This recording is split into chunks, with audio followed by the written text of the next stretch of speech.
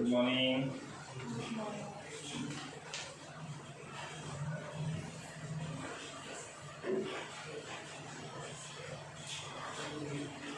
बारिश चल रही है। क्या तक लिया मैंने लास्ट लेक्चर में फर्स्ट लॉ ऑफ थर्मोडायनामिक्स हुआ था ना। फर्स्ट लॉ ऑफ थर्मोडायनामिक्स हुआ था अपना, ठीक है, वही से स्टार्ट करते हैं। प्रोसेस लेंगे आज थोड़े।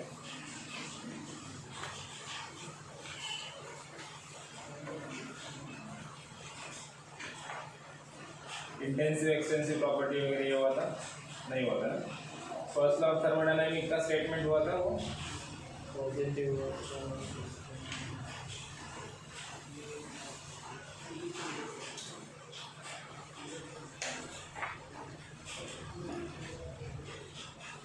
फर्स्ट लॉ ऑफ थर्मोडायनामिक्स होता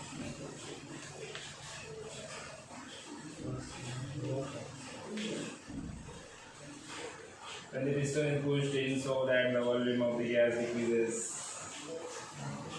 the gas molecules fighting it against the momentum from the piston. So what the gas does the negative work on the piston, है ना। फर्स्ट लॉ हुआ था, पॉजिटिव नेगेटिव वर्क डन हो गया था अपना, बराबर। फर्स्ट लॉ का अपना डेरिवेशन भी हुआ था, मतलब उससे अपने को स्टेटमेंट मिला था ना, delta U is equal to Q, नहीं delta U is equal to minus Q.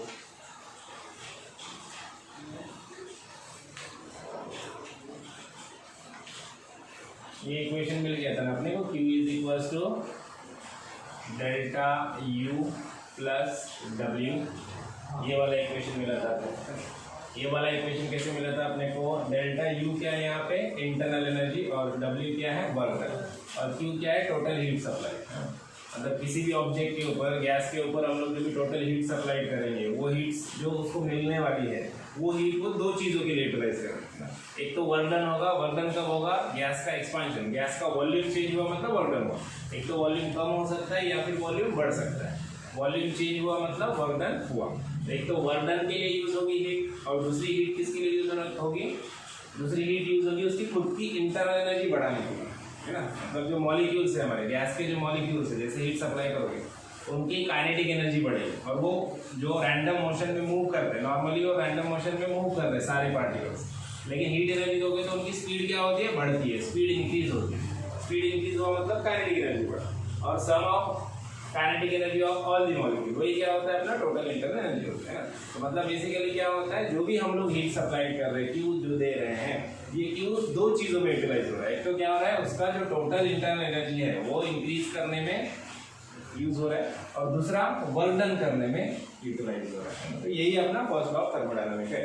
तो फर्स्ट लॉ ऑफ थर्मोडायनामिक्स क्या बोलता है कि जो भी हीट सप्लाई करोगे आप, किसी भी गैस को जो भी हीट दोगे या हीट आप क्या करोगे, सप्लाई करोगे, वो हीट दो चीज़ों में यूटिलाइज होगा। एक तो सब में फर्स्ट किस में यूज होगा, delta U internal energy increase करने में यूटिलाइज होगा, और दूसरा क्या होगा, उसका वर्क डन करने में, मतलब गैस का एक्सपेंशन या कंप्रेशन करने में यूटिलाइज होगा। तो लास्ट लेक्चर में हम लोगों ने सीखा, अगर हम लोगों ने क्या किया, गैस का जो वॉल्यूम है, वॉल्यूम हम लोगों ने कांस्टेंट रखा। जैसे कि मान लो यहाँ पे इधर गैस है, ये पिस्टन है हमारा, है ना, और हम लोगों ने क्या किया, पिस्टन की पोजीशन को फिक्स कर दिया है। स्लाइडर या फिर हमारा जो पिस्टन है, इसकी पोजीशन को हम लोगों ने क्या किया, फिक्स कर दिया। अब होगा क्या, इसको फिक्स कर देंगे तो गैस ना एक्सपांड कर सकता है ना कॉम्प्रेस होगा। मतलब गैस का जो वॉल्यूम है वो फिक्स रहेगा, वॉल्यूम चेंज नहीं होगा। मतलब गैस का ना एक्सपांशन होगा ना कॉन्ट्रैक्शन होगा, मतलब गैस का वॉल्यूम चेंज नहीं होगा। मतलब वर्क होगा क्या, वर्क कब होता है, वर्क मीन्स व्हाट, गैस का वॉल्यूम चेंज हुआ मतलब वर्क हुआ, है ना। अब गैस का वॉल्यूम नहीं चेंज होगा तो क्या हो जाएगा, वर्क जीरो हो जाएगा। तो वर्क जीरो हो जाएगा तो टोटल जो हीट सप्लाई होगी वो किसके लिए यूज होगी, delta U, to increase the internal energy of that system, है ना। जो भी सिस्टम है हमारा, जो भी हमारा गैस है, उसकी इंटरनल एनर्जी को बढ़ाने के लिए पूरा का पूरा हीट जो है वो यूज हो जाएगा, क्योंकि कोई एक्सपेंशन नहीं हो रहा है। गैस का एक्सपेंशन हो रहा है क्या, नहीं, तो वर्क नहीं, वर्क जीरो। तो पूरा का पूरा जो हीट है जो सप्लाई कर रहे हैं वो किस लिए यूज हो रहा है, उसकी इंटरनल एनर्जी बढ़ाने के लिए। मॉलिक्यूल की स्पीड बढ़ जाएगी सर, और काइनेटिक एनर्जी बढ़ेगी, तो sum of kinetic energy that is nothing but the total internal energy. यहाँ पे पोटेंशियल एनर्जी है, ठीक है। तो समझ में आया। तो हमारा फर्स्ट लॉ ऑफ थर्मोडायनामिक्स क्या बोलता है कि कोई भी जो हीट सप्लाई करोगे सिस्टम को, वो दो चीज़ों में यूटिलाइज करता है सिस्टम। एक तो क्या करता है तो इंटरनल एनर्जी को बढ़ाता है, दूसरा वर्क करना मतलब क्या, गैस का वॉल्यूम चेंज करना, गैस एक तो एक्सपांड होगा या फिर कॉम्प्रेस होगा। ठीक है, तो ये अपना फर्स्ट लॉ ऑफ थर्मोडायनामिक्स था। उसके बाद जो नेक्स्ट पॉइंट है हमारा, when more heat is added to the system, the work done by it, the internal energy of the system increases। वही सेम चीज बोल रहे हैं जो अभी हम लोग डिस्कस किए हैं, कुछ नया नहीं है इसमें। डिक्रीज इन इंटरनल एनर्जी, कब होगा डिक्रीज इन इंटरनल एनर्जी? जब क्या कर रहे हैं हम लोग, वहां से एनर्जी क्या कर रहे हैं, एब्जॉर्ब कर रहे हैं।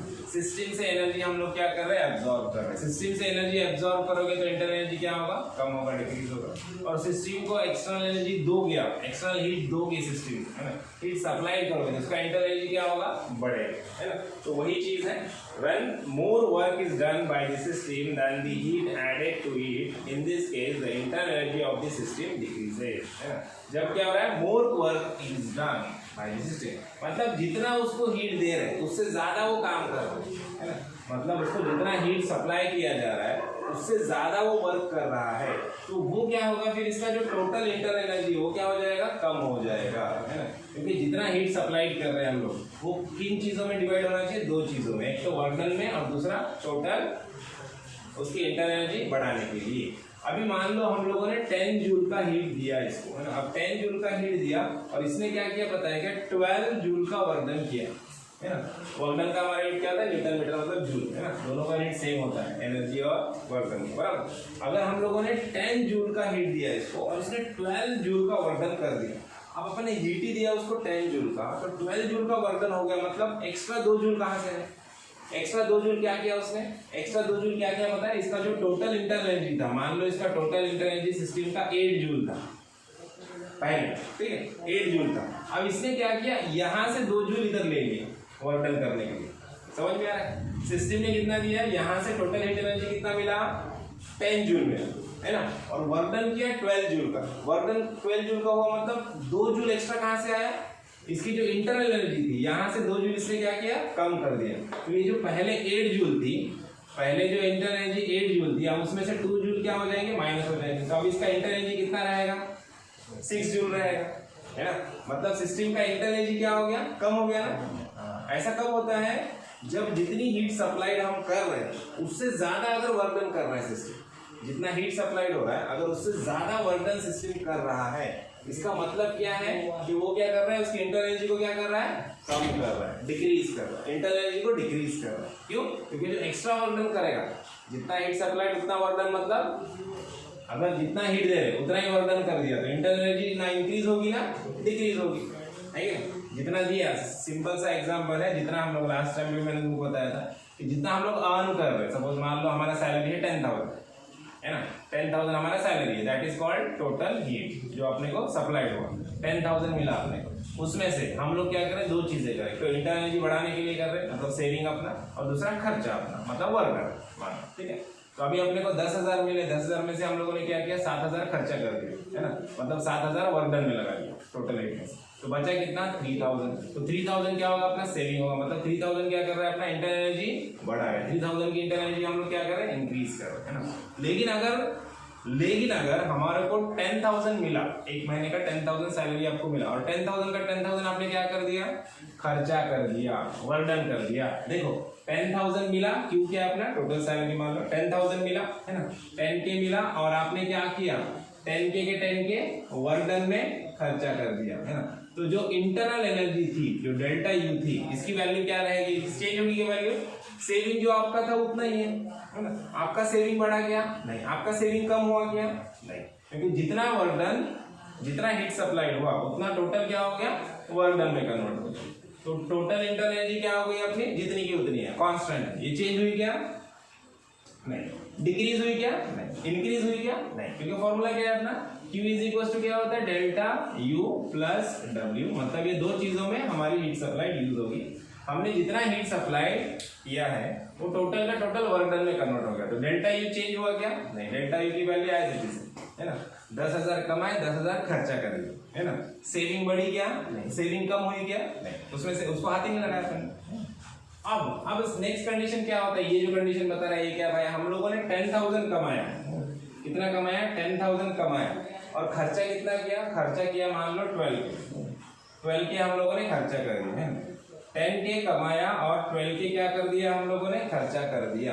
अब आए थे अपने पास 10,000, आपने खर्चा किया 12,000, तो एक्स्ट्रा के 2,000 किधर से गए, वो सेविंग में से निकाला अपन, वो सेविंग में से निकाला। तो सेविंग मतलब क्या है, अपना डेल्टा यू है।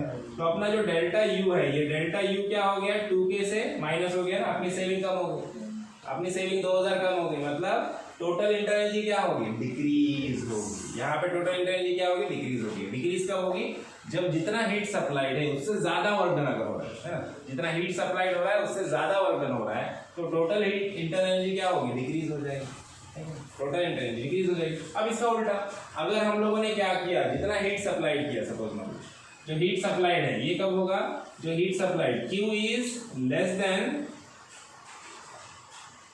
Work done. अगर जो टोटल हीट सप्लाइड है ये वर्क डन से कम रहेगा, या फिर work done is greater than total heat supplied work. अब दूसरा कंडीशन क्या रहेगा भाई, Q जो हमारा है, Q जो हम लोग दे रहे हैं, जो हीट सप्लाइड है, is greater than work done. मतलब हम लोगों ने क्या किया, महीने में मान लो हम लोगों ने क्या किया, 15K कमाया है ना, 15,000 कमाया हम लोगों है ना, एक महीने में हमने 15,000 कमाया, और उसमें से खर्चा किया सिर्फ 10K, 10,000 खर्चा किया, तो कितना बचा, 5,000 बच गया।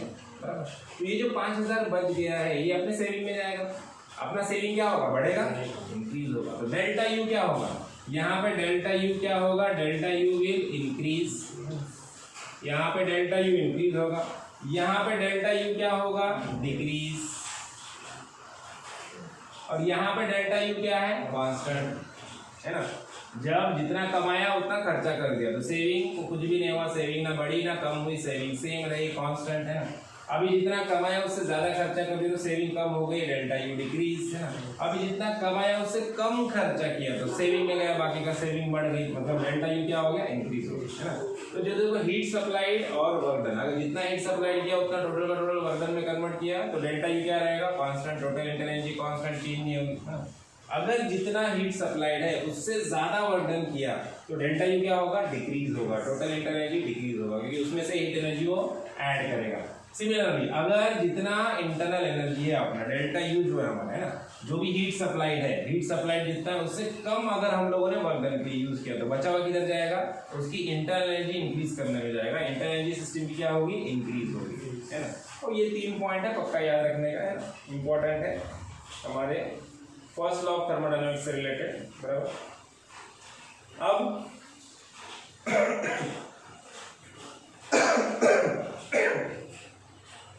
देखो thermodynamic state variables, thermodynamic state variables कौन से हैं। थर्मोडायनामिक स्टेट वेरिएबल मतलब अपने 3 चीजें मैंने बताया ना। थर्मोडायनामिक स्टेट, अभी जो अपनी स्टेट है, जो स्टेट है, स्टेट मतलब क्या, कंडीशन। तो हमारे सिस्टम की जो स्टेट है, सिस्टम का जो कंडीशन है, ये कंडीशन कौन डिसाइड करता है, ये कंडीशन डिसाइड करते 3 वेरिएबल्स, 3 वेरिएबल्स। अभी फिलहाल ये 3 वेरिएबल्स ही याद रखना है अपने को, पक्का याद रखना है। कौन से 3 से 4 है, मास भी आता है उसमें, लेकिन 3 सबसे इंपॉर्टेंट है, प्रेशर, वॉल्यूम और टेम्परेचर। प्रेशर, वॉल्यूम, टेम्परेचर, मास भी बोल लेंगे हम लोग। 3-4 जो वेरिएबल है ये सबसे इंपॉर्टेंट है, ये सिस्टम की क्या करते हैं, कंडीशन डिस्क्राइब करते हैं, कंडीशन डिफाइन करते हैं। जैसे कि मान लो हमारा जो अभी सपोज मान लो, जैसे हम लोग बोलते हैं ना सॉलिड, लिक्विड, गैसेस, ये स्टेट है ना, ये कैसे स्टेट है, मैटर के स्टेट्स है। वैसे ही यहाँ पे जो स्टेट है, इसकी जो कंडीशन है गैस की, वो कौन डिफाइन करता है, वो ये 3 वेरिएबल डिफाइन करते हैं, प्रेशर, वॉल्यूम और टेम्परेचर। अभी मान लो हमारे पास एक गैस है, अभी उस गैस का प्रेशर मान लो है P1 और वॉल्यूम है V1 और टेम्परेचर है T1। अभी P1 कुछ भी हो सकता है, P1 10 बार हो सकता है, 5 बार हो सकता है ना, या न्यूटन पर मीटर स्क्वायर में हो सकता है, कोई भी यूनिट में हो सकता है, कितना भी वैल्यू हो सकता है, वो P1 है। और उसका वॉल्यूम V1 है और टेम्परेचर T1 है। मान लो P1 हमारा 5 बार है ना, वैल्यू देखिए बताता हूँ। V1 हमारा कितना है, सपोज मान लो 5 मीटर क्यूब है, और T1 हमारा क्या है, T1 है हमारा मान लो 300 डिग्री केल्विन। तो ये क्या डिफाइन कर रहे हैं, ये इस गैस की एक स्टेट को डिफाइन कर रहे हैं। हमारा जो अभी गैस है उसका टेम्परेचर 300 डिग्री केल्विन है, वॉल्यूम उसका 5 मीटर क्यूब है और उसका प्रेशर 5 बार है ना। ये एक स्टेट डिफाइन कर रहे हैं अभी यहाँ पे। अब इसको हम लोग हीट करेंगे, इसको हम लोग हीट करेंगे तो क्या होगा, इसका टेम्परेचर भी चेंज होगा, इसका प्रेशर भी चेंज होगा, इसका वॉल्यूम भी चेंज होगा, तीनों चीजें चेंज होगी। सपोज मान लो हम लोगों ने क्या किया, इसको हाफ आवर के लिए हीट कर दिया या 5 मिनट के लिए इसको हीटिंग प्रोसेस किया हम लोगों ने, इसको कुछ प्रोसेस किया हम लोगों ने, प्रोसेस किया, इसको हीट किया, हीट ऐड किया, सिस्टम में हीट एडिशन किया। अब हीट एडिशन करोगे तो क्या होगा, प्रेशर क्या होगा, चेंज होगा। मान लो प्रेशर चेंज होगा, प्रेशर सेम भी हो सकता है, हम कंसीडर करेंगे तीनों वेरिएबल चेंज हो गए, ठीक है। प्रेशर चेंज हो गया, 5 बार से कुछ नया प्रेशर मिला अपने को, वॉल्यूम भी चेंज हो गया, 5 मीटर क्यूब से अपने को 10 मीटर क्यूब मिल गया मान लो, टेम्परेचर भी चेंज हो गया, 300 से 330 मिल गया मान लो, है ना। तो प्रेशर, वॉल्यूम, टेम्परेचर तीनों चीजें क्या हो गई, चेंज हो गई, है ना। मान लो कि तीनों चीजें क्या हो गई हमारी, चेंज हो गई, है ना। तो अभी तीनों चीजें हमारी चेंज हो गई तो अपने को नया स्टेट मिला सिस्टम का, है ना। सिस्टम का नया स्टेट मिला तो वो जो स्टेट क्या रहेगा, जहाँ पे P2, V2 और T2 रहेगा, यहाँ पे V2 और ये क्या रहेगा, T2 रहेगा। तो ये P2, V2 और T2 मिलेगा अपने को, ये नया स्टेट मिल गया सिस्टम का, है। तो स्टेट जो होता है सिस्टम का, जो स्टेट रहेगा वो स्टेट कौन डिफाइन करेगा, सिस्टम के वेरिएबल डिफाइन करेंगे, जिसको हम लोग थर्मोडायनामिक स्टेट वेरिएबल बोलते हैं, है ना। मतलब जो क्या करते हैं, सिस्टम के स्टेट को डिफाइन करेंगे, वो कौन करेंगे, प्रेशर, वॉल्यूम, टेम्परेचर, मास वगैरह ये चीजें होती हैं। तो देखो, properties that define the state of a system at a given time, है ना, is called as thermodynamic state variable. Thermodynamic state variable किसको बोलते हैं, ऐसे प्रॉपर्टीज जो क्या करते हैं, स्टेट ऑफ सिस्टम को डिफाइन करते हैं किसी भी टाइम में, एक पर्टिकुलर टाइम पीरियड के लिए, है ना। तो उसको हम लोग क्या बोलते हैं, थर्मोडायनामिक स्टेट वेरिएबल बोलते हैं। देखो, प्रॉपर्टी ऑफ अ सिस्टम और system variables, property of system और सिस्टम वेरिएबल क्या होते हैं, it is any measurable or observable characteristics or property of a system when the system remains in equilibrium। अब सबसे इंपॉर्टेंट ये है कि जब भी हम लोग किसी सिस्टम का प्रॉपर्टीज को हम लोग क्या करें, कैलकुलेट करें, प्रॉपर्टीज को मेजर कर रहे हैं, प्रॉपर्टीज को मेजर करें, जैसे कि मान लो हमारा गैस अभी एक स्टेट पे है, अब उस स्टेट पे उसका टेम्परेचर, प्रेशर, वॉल्यूम कितना है अपने को नहीं पता, वो हम लोग मेजर करेंगे वहां पे। तो कब मेजर करेंगे, सपोज मान लो हम लोग हीट कर रहे हैं, गैस है हमारे पास, अब गैस को हम लोग हीट कर रहे हैं, अब गैस को हम लोग हीट कर रहे हैं तो सराउंडिंग का टेम्परेचर कम है और अंदर गैस का टेम्परेचर ज्यादा है और उसको हम लोग और बढ़ा रहे हैं, ठीक है। अब ये इक्विलिब्रियम की कंडीशन है क्या, equilibrium, thermodynamic equilibrium, thermodynamic equilibrium में 3 टाइप के इक्विलिब्रियम होते हैं, है ना। हम लोगों ने सीखा 3 टाइप के इक्विलिब्रियम, कौन से, मैकेनिकल इक्विलिब्रियम, है ना, उसके बाद केमिकल इक्विलिब्रियम और लास्ट वाला अपना थर्मोडायनामिक इक्विलिब्रियम, थर्मल इक्विलिब्रियम जिसको, मैकेनिकल, केमिकल और थर्मल इक्विलिब्रियम। अगर तीनों इक्विलिब्रियम में एक साथ रहेगा सिस्टम तो उसको हम लोग क्या बोलेंगे, थर्मोडायनामिक इक्विलिब्रियम बोलेंगे, है ना। तो अभी जब अपना सिस्टम थर्मोडायनामिक इक्विलिब्रियम में आएगा तभी हम लोग क्या करेंगे, प्रॉपर्टीज मेजर करेंगे। अगर सिस्टम थर्मोडायनामिक इक्विलिब्रियम में नहीं है, हमारा सिस्टम क्या है, थर्मोडायनामिक इक्विलिब्रियम में नहीं है, तो तब हम लोग इसकी प्रॉपर्टीज मेजर कर सकते हैं क्या, नहीं कर सकते, है ना। अपने को प्रॉपर्टीज मेजर करने के लिए क्या करना पड़ेगा, रुकना पड़ेगा कि उसको थर्मल इक्विलिब्रियम में आने दो। जब सिस्टम थर्मल इक्विलिब्रियम में आ जाएगा, थर्मोडायनामिक इक्विलिब्रियम में जब सिस्टम आ जाएगा तभी उसके हम लोग क्या कर सकते हैं, प्रॉपर्टीज को मेजर कर सकते हैं। जो थर्मोडायनामिक स्टेट वेरिएबल है हमारे, उसको मेजर कर सकते हैं, प्रेशर, वॉल्यूम, टेम्परेचर, तभी हम लोग मेजर करेंगे। और उसके बिना हम लोग मेजर कर सकते हैं क्या, नहीं कर सकते, है ना। क्योंकि अभी अगर हीटिंग प्रोसेस हो रहा है, जैसा मान लो हम लोग हीट करने वाले, ये जो हमारा गैस है, ये हमारा गैस है 30 डिग्री सेंटीग्रेड पे, है ना, या फिर 300 डिग्री केल्विन पे। अब इसको हम लोग और 30 डिग्री तक क्या करने वाले, हीट करने वाले, अपना प्रोसेस है 30 डिग्री तक हीट करने वाले। तो जब तक अपन 30 डिग्री तक इसको हीट करके नहीं छोड़ देंगे तब तक उसके बीच में हम लोग इधर उसका टेम्परेचर, प्रेशर, वॉल्यूम मेजर करेंगे क्या, नहीं, क्योंकि अब वो हीट कर रहा है तो कंटिन्यूअसली उसकी प्रॉपर्टीज क्या हो रही है, चेंज हो रहा है। वो थर्मोडायनामिक इक्विलिब्रियम में है क्या, तब अब पूरा हो गया, अपना हीटिंग प्रोसेस पूरा हो गया। पूरा होने के बाद हम लोग उसको छोड़ देंगे, थोड़ी देर उसको इक्विलिब्रियम में आने देंगे। जब वो इक्विलिब्रियम में आएगा तब जाके हम लोग उसकी प्रॉपर्टीज क्या करेंगे, वापस से मेजर करेंगे, है ना। तो प्रॉपर्टीज कब मेजर करेंगे, जब वो इक्विलिब्रियम में आएगा तभी मेजर करना है, ठीक है। उससे पहले या उसके बाद में मेजर नहीं करना है। तो प्रॉपर्टीज मेजर करने के लिए अपने को वेरिएबल्स को मेजर करने के लिए हम लोग क्या करना पड़ेगा, उसको थर्मोडायनामिक इक्विलिब्रियम में आने के लिए वेट करना पड़ेगा ना। Properties are also called as state variable और द सिस्टम वेरिएबल, है ना। अब देखो, pressure, volume, temperature, density and mass of the system are some of the variable that are used to describe the system, है ना। अभी देखो, कुछ वेरिएबल्स यहाँ पे दिया है अपने बुक में, जो 4 वेरिएबल्स दिया, मेन वेरिएबल्स वही है। कौन से देखो, pressure, volume, temperature, density, mass of the system are some of the variable that are used to describe the system. अब similarly intensive and extensive property, intensive and extensive property भी बोल सकते हैं, इंटेंसिव और एक्सटेंसिव वेरिएबल, दो चीजें होती है। अब इंटेंसिव और एक्सटेंसिव वेरिएबल क्या होते हैं? Intensive variable do not depend on the size of the system, है ना। हेडिंग लिखो, इंटेंसिव वेरिएबल और एक्सटेंसिव वेरिएबल, है ना, ये नहीं लिखा था ना। Intensive variable and extensive variable. अब इंटेंसिव वेरिएबल क्या होता है, एक्सटेंसिव वेरिएबल क्या होता है, देखो समझते हैं इसको।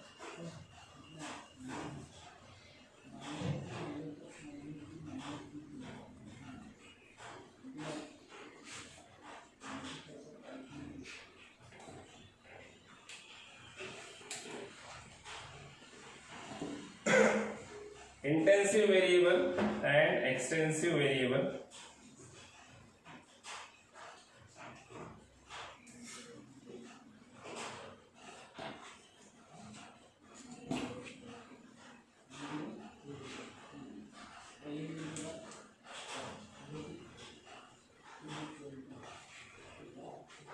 इंटेंसिव वेरिएबल क्या होता है? इंटेंसिव वेरिएबल लिखो, डिक्टेट करो। Intensive variables do not depend, intensive variables do not depend on the size of the system. Intensive variables do not depend, intensive variables do not depend on the size of the variable, size of the system, do not depends on the size of the system। जो system के size के ऊपर depend नहीं करते हैं वैसे variable को हम लोग क्या बोलते हैं? इंटेंसिव वेरिएबल्स बोलते हैं। उसके बाद सेकंड वाला लिखो, एक्सटेंसिव वेरिएबल, इसका एग्जैक्टली उल्टा, है ना, जो साइज के ऊपर डिपेंड करते हैं, है ना।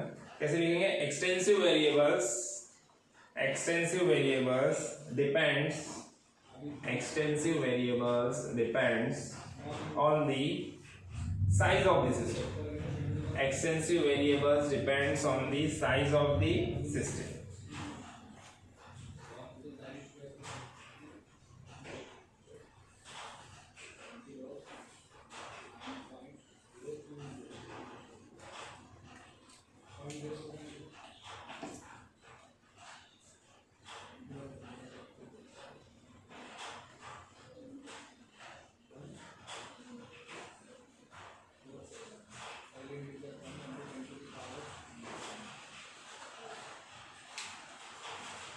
ठीक है, हो गया? लिखते हैं, अभी देखो इंटेंसिव और एक्सटेंसिव वेरिएबल किसको बोलेंगे? सपोज मान लो हमारे पास एक गैस है, कंपार्टमेंट है जिसके अंदर गैस है, ऐसे कंटेनर है हमारे पास, रेक्टेंगुलर कंटेनर है मान लो ऐसे, और इसके अंदर कुछ गैस है, कोई भी एक सेम टाइप की गैस है।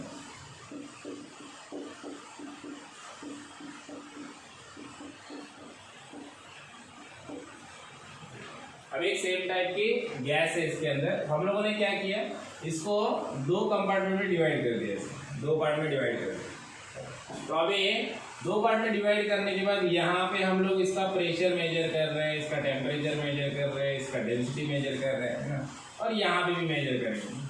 तो इसमें कुछ फर्क नजर आएगा कि अपने को? नहीं। प्रेशर क्या होता है? फोर्स पर यूनिट एरिया, जो भी एरिया है हमारा और उसके ऊपर जो फोर्स लग रहा है, नंबर ऑफ मॉलिक्यूल सेम है, तो प्रेशर भी इसका सेम रहेगा। इधर का टेम्परेचर सेम रहेगा, एक कंपार्टमेंट का एक ही गैस है, सिर्फ अपन उसको डिवाइड भी नहीं किए कंपार्टमेंट, सिर्फ इधर का हम लोग मेजर कर रहे हैं, इधर का मेजर कर रहे हैं, तो हर एक पॉइंट का टेम्परेचर कैसा रहेगा? सेम रहेगा। उसके बाद प्रेशर भी कैसा रहेगा? दोनों जगह पर सेम रहेगा, सेम ही गैस है, सेम कंपार्टमेंट है। उनका डेंसिटी भी कैसा रहेगा? सेम रहेगा, मास पर यूनिट वॉल्यूम डेंसिटी, तो डेंसिटी भी कैसा रहेगा? सेम रहेगा। तो ये जो तीनों पैरामीटर्स हैं ये नियर अबाउट क्या रहेंगे? दोनों जगह पे सेम रहेंगे, इक्वल रहेंगे। तो अभी इनका साइज के ऊपर कुछ डिपेंड करते हैं क्या? ये नहीं करते, बिकॉज जब वो पूरे कंपार्टमेंट में, होल कंपार्टमेंट में गैस था, तब हम लोगों ने इसका टेम्परेचर, प्रेशर और डेंसिटी मेजर किया, उसके बाद अलग अलग कंपार्टमेंट में मेजर किया, तो तीनों जगह पे अपने को प्रेशर, टेम्परेचर और डेंसिटी कैसे मिला? सेम मिला। यहाँ पे भी प्रेशर टेम्परेचर डेंसिटी, इधर भी प्रेशर टेम्परेचर डेंसिटी, और यहाँ भी प्रेशर टेम्परेचर डेंसिटी कैसे मिली, सेम मिली, है ना। मतलब ये जो प्रॉपर्टीज है ये साइज के ऊपर डिपेंड करते हैं, नहीं डिपेंड करते हैं। साइज ऑफ कंटेनर बड़ा था, उसके बाद उसको छोटा कर दिया, गैस जितना भी हम लोग ने इसका एक पार्ट ले लिया, इतना सा हिस्सा ले लिया, यहाँ का टेम्परेचर, यहाँ का टेम्परेचर, किसी भी पॉइंट का टेम्परेचर कैसा रहेगा, हर जगह पे सेम रहेगा। तो टेम्परेचर हमारे साइज के ऊपर डिपेंड करेगा क्या, नहीं करेगा, है ना। साइज इतना सा साइज ले लो या बड़ा साइज ले लो, टेम्परेचर क्या रहने वाला है अपना, सेम रहने वाला है ना। सो ऐसे जो स्टेट वेरिएबल्स होते हैं जो साइज के हिसाब से चेंज नहीं होते हैं, वैसे स्टेट वेरिएबल को हम लोग क्या बोलते हैं, intensive state variable. Intensive state variable, intensive state variable मतलब क्या समझ में आया, जो साइज के ऊपर डिपेंड नहीं करते हैं। मतलब साइज चेंज भी हुआ तो कोई मैटर, तो प्रॉपर्टी चेंज नहीं होगा, है ना। अभी पूरा कंटेनर ले लो, इसका इतना सा पार्ट हम लोग कंसिडर करेंगे, इतना सा पार्ट कंसिडर करेंगे, ये पार्ट कंसिडर करेंगे, तो ये पूरे कंटेनर का टेम्परेचर और इस पार्ट का भी टेम्परेचर सेम रहेगा। ये पूरे कंटेनर का प्रेशर और इतने से पार्ट का प्रेशर भी सेम रहेगा। सो यहाँ पे क्या हो जाएगा, ये जो प्रॉपर्टीज है, ये प्रॉपर्टीज के इसके लिए इस प्रॉपर्टीज को क्या बोलते हैं हम लोग, इंटेंसिव स्टेट वेरिएबल, जो साइज के ऊपर डिपेंड नहीं करते। जो साइज के ऊपर डिपेंड नहीं करते वो क्या होते हैं, हमारे इंटेंसिव स्टेट वेरिएबल्स होते हैं। अब सिमिलरली जो हमारे एक्सटेंसिव स्टेट वेरिएबल होते हैं, एक्सटेंसिव स्टेट वेरिएबल किसको बोलते हैं हम लोग, जो साइज के ऊपर डिपेंड करते हैं, डिपेंड करते साइज के ऊपर। मतलब साइज अगर चेंज होगा तो प्रॉपर्टीज भी क्या होंगे, चेंज होंगे, है ना। कैसे चेंज होंगे, जैसे कि अपना मास है, मास क्या होता है, matter contain in a body, है ना। अगर हम लोग इतना सा ही पार्ट कंसिडर कर रहे हैं, ये अब इसका मास ज्यादा रहेगा, इसका मास कम रहेगा, ऑब्वियसली कि matter contain in a body क्या हो जाएगा, कम हो जाएगा, यहाँ पे ज्यादा है तो मास क्या हो जाएगा, चेंज करेगा। मास साइज के ऊपर डिपेंड करता है, बराबर। तो मास क्या हो जाएगा, उसका चेंज हो जाएगा। सिमिलरली उसका internal energy, total internal energy भी क्या हो जाएगा, चेंज हो जाएगा। क्योंकि टोटल इंटरनल एनर्जी क्या होता है, मॉलिक्यूल्स के ऊपर डिपेंड करता है, number of molecules. Total internal energy क्या रहेगा, जितने नंबर ऑफ मॉलिक्यूल है सबकी जो काइनेटिक एनर्जी है उनका एडिशन कर दिए तो टोटल काइनेटिक एनर्जी मिलेगी, उसी को हम लोग क्या बोलते हैं, टोटल इंटरनल एनर्जी बोलते हैं, बराबर। तो टोटल इंटरनल एनर्जी भी क्या हो जाएगा, उसका चेंज हो जाएगा, बराबर, है ना। तो इंटरनल एनर्जी हो गया, उसके बाद मास हो गया, इस टाइप के जो वेरिएबल्स होते हैं, ये कौन से वेरिएबल्स होते हैं हमारे, extensive state variable. Extensive state variable जो कि साइज के ऊपर डिपेंड करते हैं। मतलब अगर सिस्टम का साइज चेंज होगा या फिर साइज हम लोग छोटा साइज कंसिडर करेंगे तो वेरिएबल क्या होंगे, चेंज होंगे। तो साइज के ऊपर डिपेंड करते हैं जो वो एक्सटेंसिव स्टेट वेरिएबल, जो साइज के ऊपर डिपेंड नहीं करते वो इंटेंसिव स्टेट वेरिएबल होते हैं। अब नेक्स्ट पॉइंट है देखो अपना थर्मोडायनामिक इक्विलिब्रियम, हेडिंग लिखो थर्मोडायनामिक इक्विलिब्रियम। इसमें 3 टाइप के इक्विलिब्रियम होते हैं, लास्ट लेक्चर में भी लिया था अपन ने।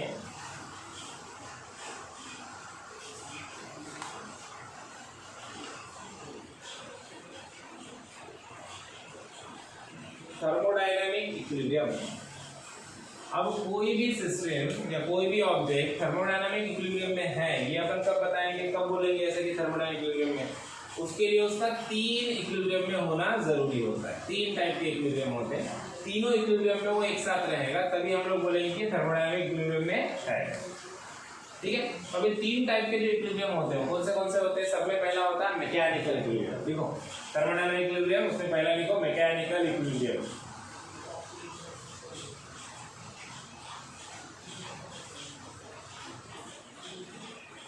थर्मोडायनामिक इक्विलिब्रियम में सबसे पहला क्या होता है, मैकेनिकल इक्विलिब्रियम।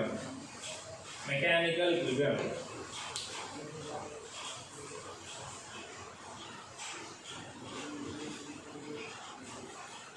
मैकेनिकल इक्विलिब्रियम का डेफिनेशन लिखो।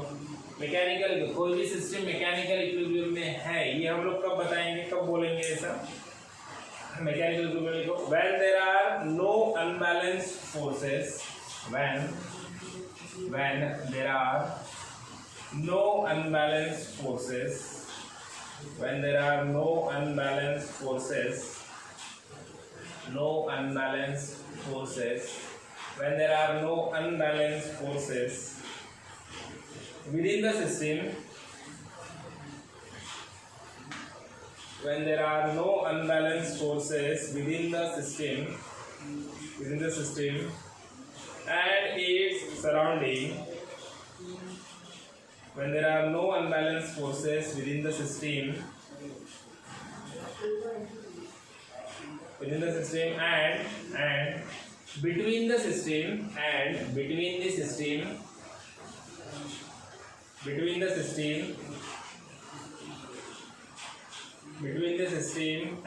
its surrounding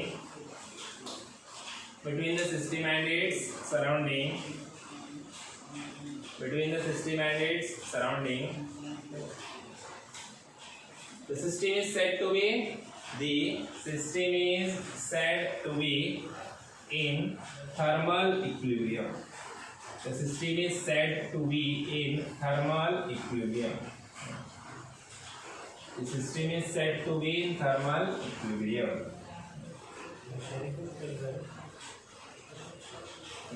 Mechanical equilibrium.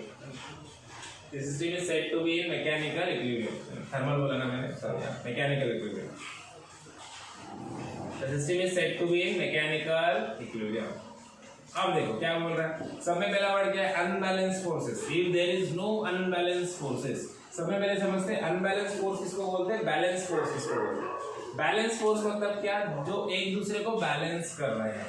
जैसे टग ऑफ वॉर होता है, रस्सी खींचते ना, वहां पे देखो क्या होता है, कंडीशन ऐसी आती है कि दोनों साइड से फोर्सेस सेम है.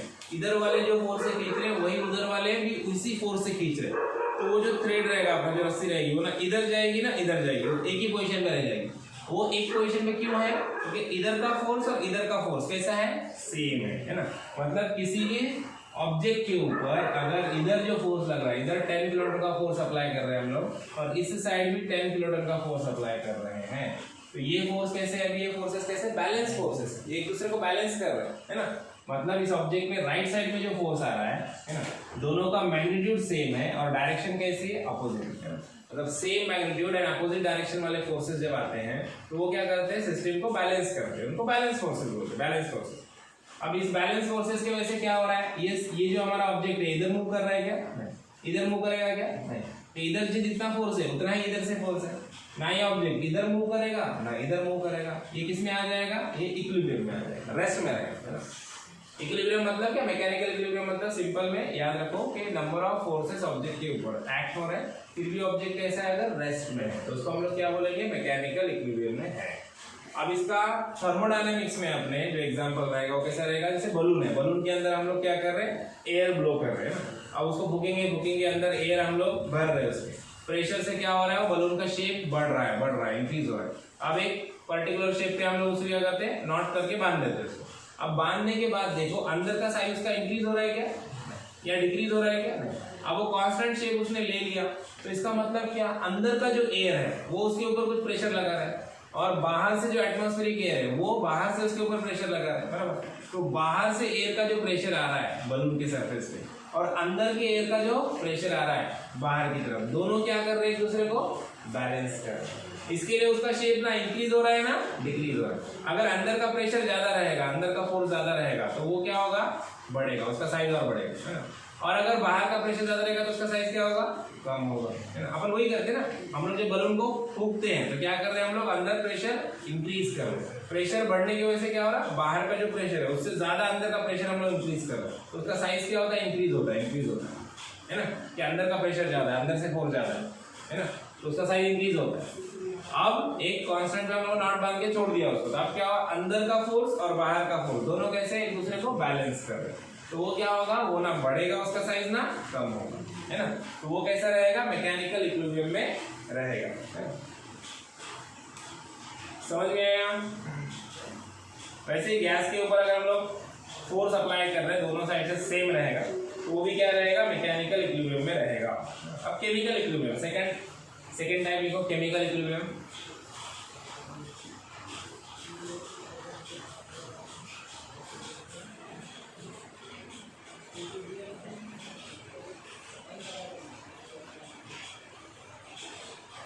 डेफिनेशन लिखो इसका, a system is said to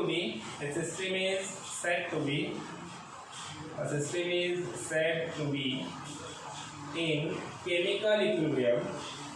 A system is said to be in chemical equilibrium when there are no chemical reactions, when there are no chemical reactions, when there are no chemical reactions,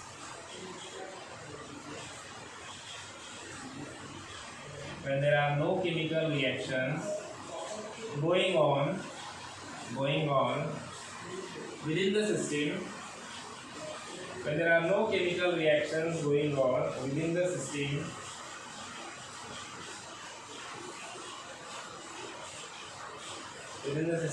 or there is no transfer of matter, or there is no transfer of matter, or there is no transfer of matter, there is no transfer of matter from one part of the system, there is no transfer of matter from one part of the system to the other, to the other, to the other, to the other,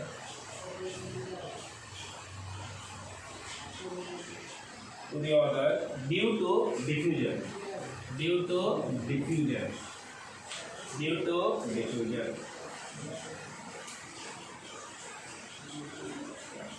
due to diffusion. Simple chemical composition के लिए इतना याद रखने का। अपन ने देखो 10th standard में सीखा था chemical change, physical change, chemical change, chapter number 3 में साइंस में, तो वही है यहाँ पे भी। केमिकल चेंज जिसको बोलते हैं जिसमें केमिकल कंपोजिशन जो है, जो मैटर है, जो अपना स्टेट है, इसका केमिकल कंपोजिशन चेंज नहीं होगा। केमिकल कंपोजिशन चेंज नहीं होगा, कब नहीं चेंज होगा? जब कोई रिएक्शन नहीं होगा, है ना। तो वही बोल रहा है कि कोई रिएक्शन नहीं होनी चाहिए सिस्टम में, है ना। सिस्टम में कोई रिएक्शन नहीं होनी चाहिए, विद इन द सिस्टम या बाहर, सिस्टम से बाहर और सराउंडिंग और सिस्टम के बीच में कोई रिएक्शन नहीं होनी चाहिए, विद इन द सिस्टम कोई रिएक्शन नहीं होनी चाहिए। मैटर एक्सचेंज नहीं होना चाहिए। मैटर एक्सचेंज कब होता है? जब रिएक्शन होती है ना। C+O = CO2 कब होगा?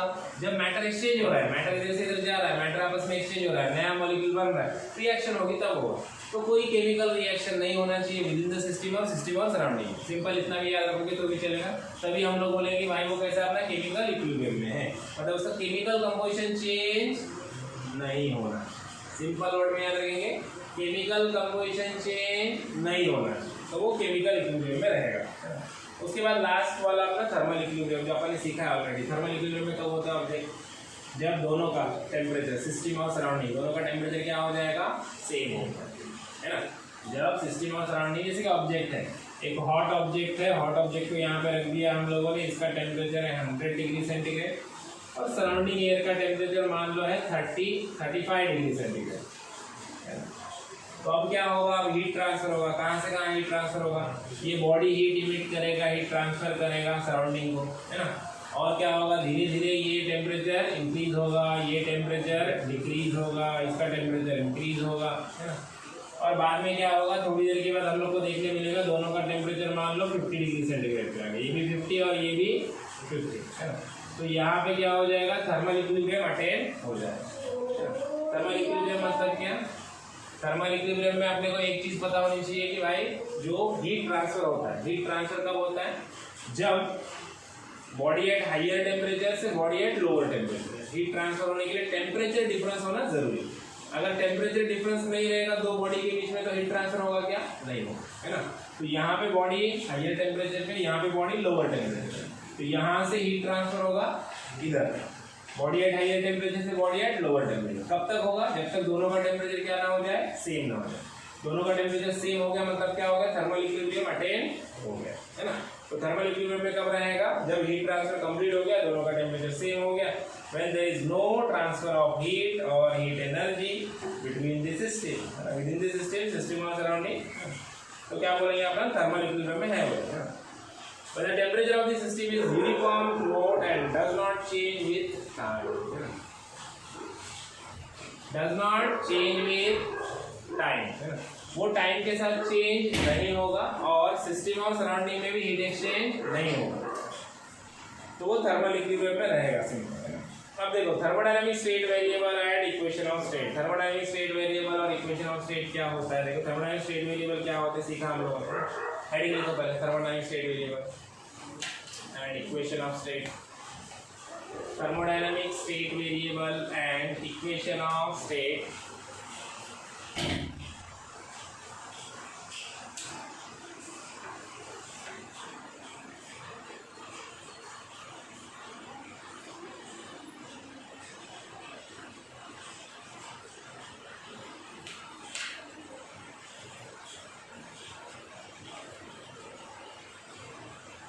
सबसे पहले थर्मोडायनामिक जो स्टेट वेरिएबल है उनका डेफिनेशन लिखो। Thermodynamic state variable, thermodynamic state variable का डेफिनेशन मिलेगा अपने आप को यहाँ पे लिखो। Every equilibrium state,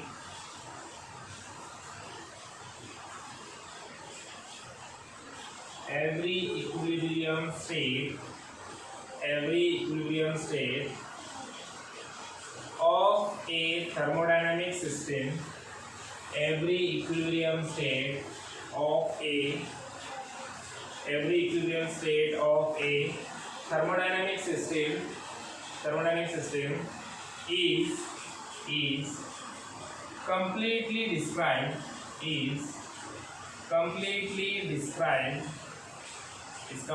described by specific value, is completely described by specific value of some macroscopic variables. Macroscopic, microscopic नहीं, macroscopic, of some macroscopic variables also called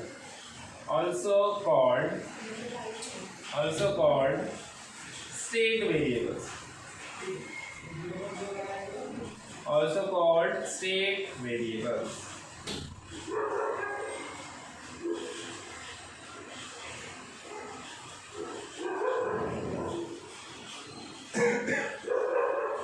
Also called state variables. समझ में? अभी स्टेट वेरिएबल मतलब क्या? जिन properties से हम लोग क्या कर रहे हैं, थर्मोडायनामिक स्टेट को डिस्क्राइब कर रहे हैं। जैसे कि स्टार्टिंग में हम लोगों ने सीखा इस बात को कि भाई हम लोग किसी भी स्टेट वेरिएबल स्टेट वेरिएबल मतलब क्या? सिंपल प्रेशर, वॉल्यूम, टेम्परेचर, ये जो प्रॉपर्टीज है इनको जो हम लोग मेजर करते हैं अलग अलग टाइम पे, है ना। अभी तो टाइम प्रोसेस हो रहा है, गैस को हम लोग हीट कर रहे हैं मान लो, तो हीट करते समय हम लोगों ने एक स्टेट आया, एक टाइम आया, एक टाइम के बाद हम लोग क्या कर रहे हैं, उसका टेम्परेचर, प्रेशर, वॉल्यूम मेजर कर रहे हैं। टेम्परेचर, प्रेशर, वॉल्यूम ये क्या है? ये इसके स्टेट वेरिएबल जो उसका स्टेट डिफाइन कर रहे हैं, तो स्टेट वेरिएबल बोलते हैं। अब ये स्टेट वेरिएबल को मेजर कब किया जाएगा? जब हमारा सिस्टम क्या होगा? थर्मोडायनामिक इक्विलिब्रियम में आएगा। थर्मोडायनामिक इक्विलिब्रियम मतलब इसमें केमिकल इक्विलिब्रियम भी होना चाहिए, थर्मल इक्विलिब्रियम भी होना चाहिए और मैकेनिकल इक्विलिब्रियम, तीनों इक्विलिब्रियम उसमें है। तब जाके आप उसका टेम्परेचर, प्रेशर और वॉल्यूम मेजर करो, और उसी को हम लोग क्या बोलेंगे? थर्मोडायनामिक स्टेट वेरिएबल बोलेंगे। जो क्या करते हैं? अपने स्टेट को डिफाइन करते हैं, थर्मोडायनामिक स्टेट को उसके डिफाइन करते हैं, उसको बोलते हैं हम लोग थर्मोडायनामिक स्टेट वेरिएबल्स। समझ में आया? थर्मोडायनामिक स्टेट वेरिएबल क्या है? प्रॉपर्टीज ऑफ द सिस्टम, जो क्या है? प्रेशर, वॉल्यूम, टेम्परेचर, गैस के ऊपर एक प्रोसेस हो रहा है, इसको हम लोग में भी कंप्रेस कर रहे हैं, उसको एक्सपांड कर रहे हैं, इसको हीट कर रहे हैं, जो भी प्रोसेस हो रहा है ना, तो उस समय हम लोग क्या कर रहे हैं? पॉइंट पे आफ्टर सम टाइम क्या कर रहे हैं? उसका प्रेशर, वॉल्यूम, टेम्परेचर ये चीजें मेजर कर रहे हैं, तो उसको हम लोग क्या बोलेंगे? इन प्रॉपर्टीज को हम लोग क्या बोलेंगे? थर्मोडायनामिक स्टेट वेरिएबल बोलेंगे, जो उसका थर्मोडायनामिक स्टेट को डिफाइन कर रहे हैं, वो उसका थर्मोडायनामिक स्टेट होगा। जैसे स्टेट 1 से स्टेट 2, अब आगे आएगा अपने को, स्टेट 1 से स्टेट 2 पे हम लोगों ने सिस्टम को लेके गया, बराबर। थर्मोडायनामिक स्टेट को डिफाइन करें, लेकिन ये प्रॉपर्टीज कब मेजर करेंगे हम लोग? पक्का याद रखने का, जब सिस्टम थर्मोडायनामिक इक्विलिब्रियम में रहेगा तभी हम लोग ये प्रॉपर्टीज मेजर करेंगे। जब थर्मोडायनामिक इक्विलिब्रियम में अगर सिस्टम नहीं है तो वहां पे आप थर्मोडायनामिक प्रॉपर्टीज के मेजर नहीं कर सकते, ठीक है। तो अभी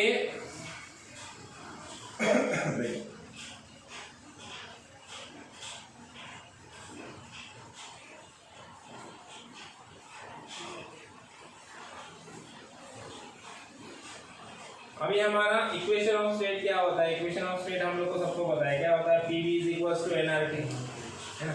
PV is equal to nRT, ये हमारा क्या इक्वेशन ऑफ स्टेट है, mathematical relation between the state variable is called as equation of state, है ना।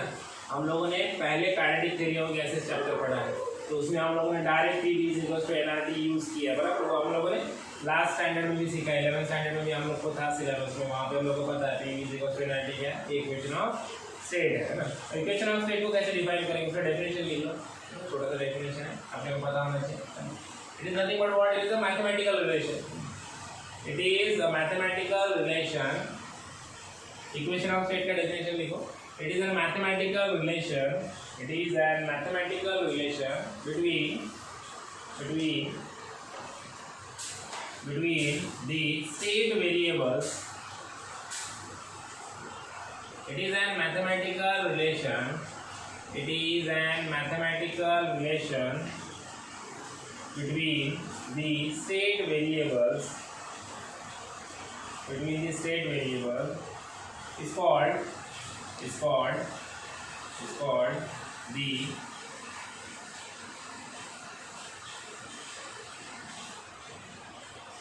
is called the equation of state. It's called the equation of state. It's called the equation of state. क्या है ये? PV is equals to nRT. PV is equals to nRT होता है, mRT होता है, PV is equals to, वो अपन ने देखे काइनेटिक थ्योरी ऑफ गैसेस में हम लोगों ने ये सीखा है बहुत सारा, है ना। PV is equals to क्या होता है? nRT.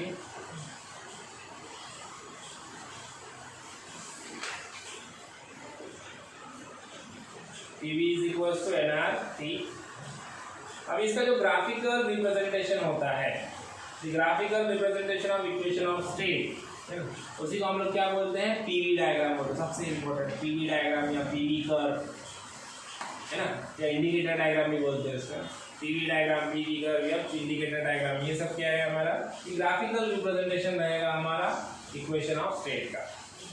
The pressure volume curve for a constant temperature is called an isotherm.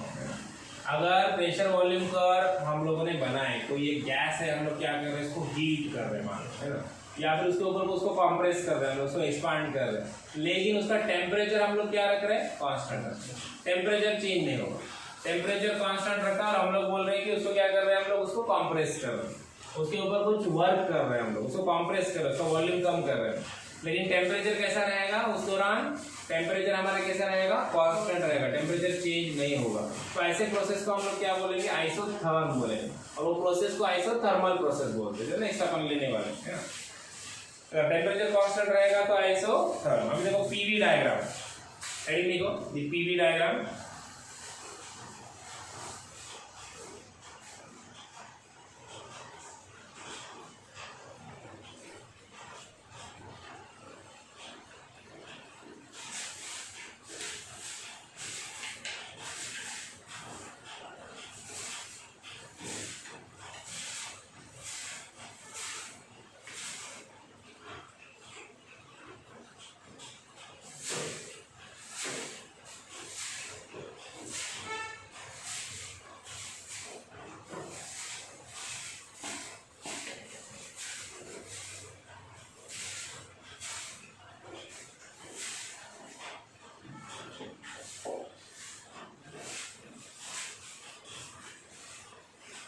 ठीक है, अभी देखो PV डायग्राम में प्रेशर वॉल्यूम कर्व हम लोग बनाएंगे, तो work done is equal to क्या होता है? लास्ट चैप्टर में हम लोग work done is equal to क्या होता है? It is nothing but P dV, है ना।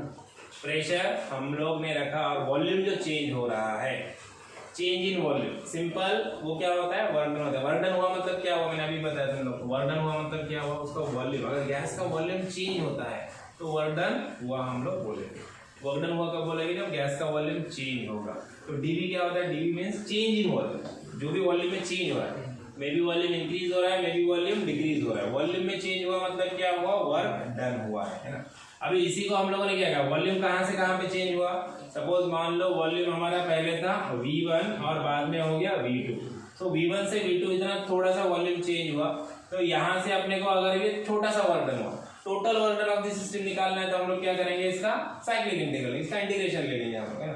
फ्रॉम V1 से लेके V2, तो अपने क्या मिल जाएगा, टोटल वर्क डन मिल जाएगा। तो total work done is equal to क्या हो जाएगा, integration from V1 to V2 P dV, है ना। यहाँ से अपने को फॉर्मूला मिल जाता है किसका, वर्क डन। सो साइक्लिक इंटीग्रल निकालेंगे हम लोग from initial position first state से लेके दूसरे स्टेट तक। मान लो हम लोगों ने क्या किया, कुछ वर्क किया सिस्टम के ऊपर, सिस्टम में हम लोग क्या कर रहे हैं, सिस्टम को कॉम्प्रेस कर रहे हैं या फिर उसको एक्सपांड कर रहे हैं, है ना। तो पहले यहाँ पे स्टेट 1 में हम लोगों ने P1 V1 T1 टेम्परेचर ले लिया, और यहाँ पे स्टेट 2 पे हम लोगों ने क्या किया, यहाँ पे भी प्रेशर वॉल्यूम और टेम्परेचर ये रीडिंग्स ले लिए, P1 V1 T1 ले लिया, P2 V2 T2, ये क्या हमारे थर्मोडायनामिक स्टेट वेरिएबल है ना। ये नंबर 1 क्या है, ये फर्स्ट थर्मोडायनामिक स्टेट है, ये नंबर 2 क्या है, ये सेकेंड थर्मोडायनामिक स्टेट हो गई, है ना। जो फर्स्ट थर्मोडायनामिक स्टेट से सेकेंड थर्मोडायनामिक स्टेट को जो जोड़ता है, रास्ता है जो, उसको क्या बोलते हैं, पाथ ऑफ द सिस्टम बोलते हैं ना। और ये पूरा क्या हो गया है, process of the system, thermodynamic process हो गया। ये क्या हो गया, 1 से अपन 2 पे गए, ये क्या हो गया, थर्मोडायनामिक प्रोसेस हो गया। और ये क्या हो गया, 1 से 2 पे जाने का जो रास्ता है वो क्या हो गया, थर्मोडायनामिक पाथ हो गया, उसका पाथ ऑफ द सिस्टम हो गया, ठीक है। तो वही चीजें अभी अपने को आगे भी सीखनी है। तो यहाँ से यहाँ पे वॉल्यूम पहले V1 था, अभी क्या हो गया, वॉल्यूम V2 हो गया, है ना। सो V1 से V2 में क्या मतलब वर्क डन हुआ, कुछ ना कुछ वर्क डन हुआ। तो change in volume that is nothing but what, work done, है ना।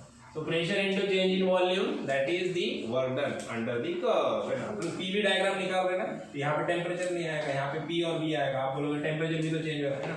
लेकिन हम लोग क्या करेंगे, PV डायग्राम के रिलेटेड हम लोग क्या कर रहे हैं, वर्क डन को फाइंड आउट कर रहे हैं। यहाँ पे P into dV हम लोग लेते हैं, चेंज इन वॉल्यूम, है ना।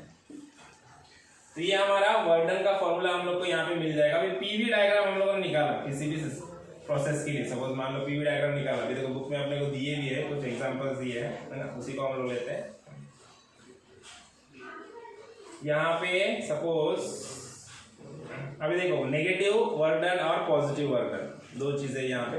नेगेटिव वर्क डन कब होगा, पॉजिटिव वर्क। सिंपल है, जब वॉल्यूम बढ़ेगा तो पॉजिटिव वर्क डन, वॉल्यूम कम होगा तो नेगेटिव वर्क डन। कोई भी चीज कम हो रही मतलब क्या हो रहा है, नेगेटिव वर्क डन। तो वॉल्यूम अगर कम हो रहा है तो नेगेटिव वर्क डन, अगर वॉल्यूम इंक्रीज हो रहा है तो पॉजिटिव वर्क डन, है ना। अब पीवी डायग्राम कैसे बनाते हैं, देखो हम लोग जैसे ग्राफ बनाते हैं, बचपन से हम लोग ग्राफ बनाते हैं। उसमें क्या करते हैं हम लोग, प्रेशर और वॉल्यूम, एक्स एक्सिस पे क्या लेंगे हम लोग, एक्स एक्सिस पे लेंगे हम लोग हमारा वॉल्यूम, और वाई एक्सिस पे क्या लेंगे, प्रेशर लेंगे, है ना। यहाँ पे वाई एक्सिस पे हमारा प्रेशर है मान लो, और एक्स एक्सिस पे हमारा वॉल्यूम है। अभी हम लोगों ने रीडिंग लिया, हम लोगों ने रीडिंग लिया कि प्रेशर मिला अपने को P1, वॉल्यूम मिला V1 और टेम्परेचर मिला T1, ये पहला स्टेट हो गया। अब यहाँ पे अपना मान लो ये वॉल्यूम है अपना V1, है ना, मान लो ये 0 है, V1 कितना मिला अपने को, 10 मिला, है ना। और मान लो हमारा जो P1 है, P1 अपने को मिल गया कितना, 30 मिल गया, ये P1 अपना 30 है। और यहाँ पे किधर अपना रहेगा P2 मान लो अपना 10 है, V1 अपना 10 है, और मान लो V2 हमारा कितना है, V2 हमारा 30 है, अलग अलग 25 मीटर क्यूब में रहेगा। ये प्रेशर अपने स्पेसिफिक यूनिट में रहेगा। हम लोगों ने क्या किया, उसके लिए स्केल यूज किया, स्केल यूज करके उसको ग्राफ पे प्लॉट किया, ठीक है। तो अब ये P1 V1 T1 ये पहले स्टेट के लिए, और P2 V2 T2 ये सेकेंड स्टेट के लिए। अब अपन क्या करेंगे, दोनों स्टेट को क्या करना है, अपने को लोकेट करना है। तो कोई भी पॉइंट को अपन कैसे लोकेट करते हैं, उसके कोऑर्डिनेट से। यहाँ पे कौन से कोऑर्डिनेट है, P और V है ना। तो पॉइंट 1 तुम कैसे लोकेट करोगे, इसके कोऑर्डिनेट क्या हो गए, एक्स एक्सिस पे क्या आया V1, वाई एक्सिस पे क्या आया P1, V1 P1, है ना। एक्स एक्सिस वाला पहले लिखेंगे कोऑर्डिनेट। पॉइंट 2 को कैसे लोकेट करोगे, इसके कोऑर्डिनेट क्या होंगे, V2 P2, बराबर। अब मुझे बताओ पॉइंट 1 को लोकेट करना था, एक्स एक्सिस का V1 और वाई एक्सिस का P1, इसको मैं क्या करूंगा, ज्वाइन कर दूंगा ऐसे। तो ये क्या रहेगा मेरा, ये रहेगा पॉइंट 1 मिला मुझे, है ना, स्टेट 1 मिली सिस्टम की। उसके बाद पॉइंट 2 निकालना है मुझे। पॉइंट 2 क्या रहेगा, V2 P2, एक्स एक्सिस पे V2 इधर है और P2 किधर है, यहाँ पे है ना। तो इसको लोकेट कर दो, ये मिल गया तुम्हारा पॉइंट नंबर 2। अब पॉइंट 1 मिला, पॉइंट 2 मिला, बराबर। अब यहाँ पे पॉइंट 1 से पॉइंट 2 पे जाने के लिए जो रास्ता है उसको हम लोग क्या बोलेंगे, path of the system. Point 1 से पॉइंट 2 पे हम लोग कैसे कैसे जा सकते हैं, कैसे भी जा सकते हैं, बहुत सारे रास्ते, बराबर। इनफाइनाइट वेज है वहां पे, एक पॉइंट से दूसरे पॉइंट पे जाने के लिए कितने रास्ते हैं, इनफाइनाइट वेज। यहाँ से तुमको स्टेशन जाना है, कैसे जा सकते हो, बहुत सारे रास्ते हैं। यहाँ से डायरेक्ट जाओगे रोड से, नहीं हमको रोड से नहीं जाने का, बिल्डिंग से उड़ी मार के जाएंगे हम लोग, है ना, नहीं यहाँ से हम लोग हेलीकॉप्टर लेके जाएंगे ऊपर से, है ना, तो हम लोग कैसे भी जा सकते हैं, हम लोग को यहाँ से जाना ही नहीं है, हम लोग घूमेंगे नेहरू, उधर से फिर वापस जाएंगे, है ना, यहाँ से माथेरान जाएंगे फिर वापस उधर के स्टेशन जाएंगे, तो हमारी मर्जी, हम लोग को जाने के लिए एक पॉइंट से दूसरे पॉइंट पे जाने के लिए इनफाइनाइट वेज है, इनफाइनाइट नंबर ऑफ पाथ्स है। हम लोग यहाँ पे कुछ पाथ्स का स्टडी करेंगे जो अपने को बुक में दिया हो, आगे है। सब में पहले देखो यहाँ पे अपने को दो चीजें समझ ली, negative work done and positive work done, है ना। अभी नेगेटिव वर्क डन और पॉजिटिव वर्क डन भी अपना सिंपल सा एक ही पाथ हम लोग कंसिडर करते हैं। यहाँ पे मान लो ये ऐसे जा रहा है, ये ऐसे जा रहा है, ये ऐसे जा रहा है, इस वाले पाथ को हम लोग कंसिडर करते हैं, इस वाले पाथ को हम लोग कंसिडर करते हैं। अब यहाँ पे दो चीजें हैं, हम लोग एक कंसिडर करेंगे कि भाई वॉल्यूम क्या हो रहा है, उसका इंक्रीज हो रहा है, वॉल्यूम इंक्रीज हो रहा है, वॉल्यूम इंक्रीज हो रहा है तो क्या होना चाहिए, वॉल्यूम इंक्रीज हो रहा है मतलब क्या होना चाहिए, V2 should be, V2 is greater than V1 होना चाहिए, तभी वॉल्यूम इंक्रीज होगा, बराबर। फाइनल स्टेट ये है ना, ये इनिशियल स्टेट, ये फाइनल स्टेट। यहाँ पे वॉल्यूम कम था, यहाँ पे वॉल्यूम बढ़ गया, तो अपन क्या बोलेंगे भाई, वॉल्यूम क्या हुआ, इंक्रीज हुआ, है कि नहीं। यहाँ पे वॉल्यूम कम था, यहाँ पे वॉल्यूम बढ़ गया, तो बोलेंगे वॉल्यूम इंक्रीज हुआ। यहाँ पे दिख भी रहा है, यहाँ पे V1 10 है, V2 25 है, तो वॉल्यूम क्या हुआ, बढ़ा, वॉल्यूम इंक्रीज हुआ। तो कहाँ से कहाँ गया हमारा सिस्टम, स्टेट कैसा हुआ, ये स्टेट 1, ये स्टेट 2, यहाँ से यहाँ पे गए हम लोग, है ना। तो ये क्या हो गया हमारा, ये क्या हो गया, कैसा वर्क डन हो गया, ये पॉजिटिव वर्क डन, है ना। ये वर्क डन कैसा हो गया, पॉजिटिव वर्क डन हो गया। जब क्या होगा, वॉल्यूम इंक्रीज होगा तो पॉजिटिव वर्क डन, है ना। अब सिमिलरली क्या हो सकता है, वॉल्यूम डिक्रीज भी तो हो सकता है ना। हम लोग क्या करेंगे, उसको पिस्टन से कॉम्प्रेस करेंगे, गैस को कॉम्प्रेस करेंगे तो उसका वॉल्यूम क्या होगा, डिक्रीज होगा, है ना। तो वॉल्यूम डिक्रीज भी हो सकता है। अब वॉल्यूम डिक्रीज होगा तो क्या होगा, वॉल्यूम डिक्रीज होगा तो क्या होगा, V2 जो रहेगा हमारा वो क्या होगा, कम रहेगा, V1 ज्यादा रहेगा। V1 is greater and V2 is small, है ना। अब V2 हमारा क्या रहेगा, V2 हमारा कम रहेगा, वॉल्यूम डिक्रीज हो रहा है, और V1 क्या रहेगा, ज्यादा रहेगा।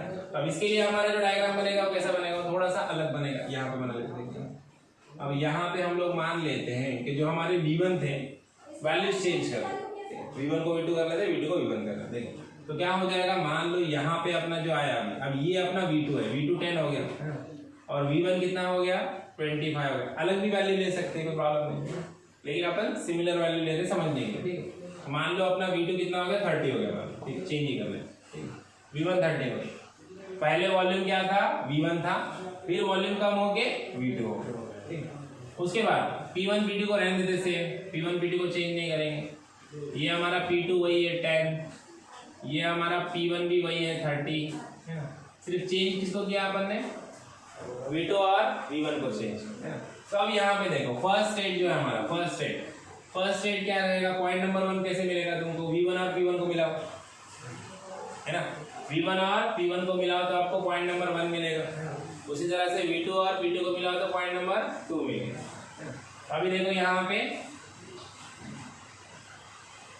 ये मिल जाएगा आपको पॉइंट नंबर 1 आपका स्टेट 1, और V2 और P2 को मिलाओ, ये मिल जाएगा तुमको पॉइंट नंबर 2। अब यहाँ से यहाँ पे आया हमारा, ये ऐसे आ गया प्रोसेस मान लो, या फिर आप इसको P2 को चेंज भी कर सकते हो। बुक में जो दिया है P2 को P1 किया, P1 को P2 किया, बेटर अंडरस्टैंडिंग, ये रिवर्स हो जाएगा वहाँ। वैसे भी कर सकते हैं, ऐसा आया तो भी चलेगा, इसमें भी कोई प्रॉब्लम नहीं है ना। या फिर आप ऐसे भी कर सकते हैं, इसको P1 कर लो, इसको P2 कर लो, तो बुक में जैसा वैसा आ जाएगा। ये फिर क्या हो जाएगा, ये ऐसे हो जाएगा, तो ये अपना P2 और V2 ये पॉइंट मिलेगा अपने को यहाँ पे, ये मिलेगा पॉइंट नंबर 2, है ना, और ये मिलेगा अपना P1 और V1, ये मिल जाएगा पॉइंट नंबर 1, है ना। P1 V1 पे पॉइंट नंबर 1 मिलेगा, P2 V2 पे पॉइंट नंबर 2 मिलेगा, फिर 2 से 1 बनेगा सेम डायग्राम, सिर्फ डायरेक्शन क्या होगा अभी चेंज हो जाएगा।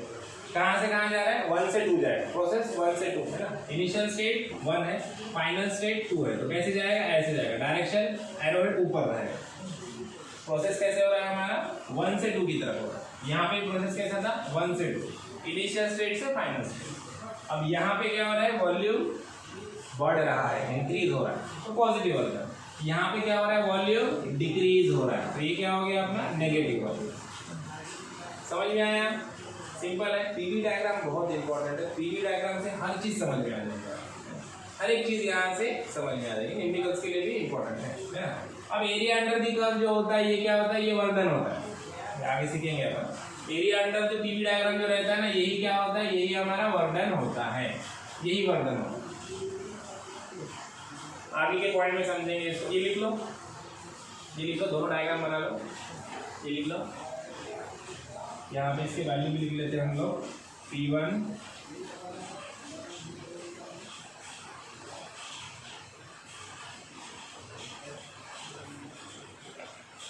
यहाँ पे क्या होगा हमारा, V1 is greater than V2, यहाँ पे V2 is greater than V1।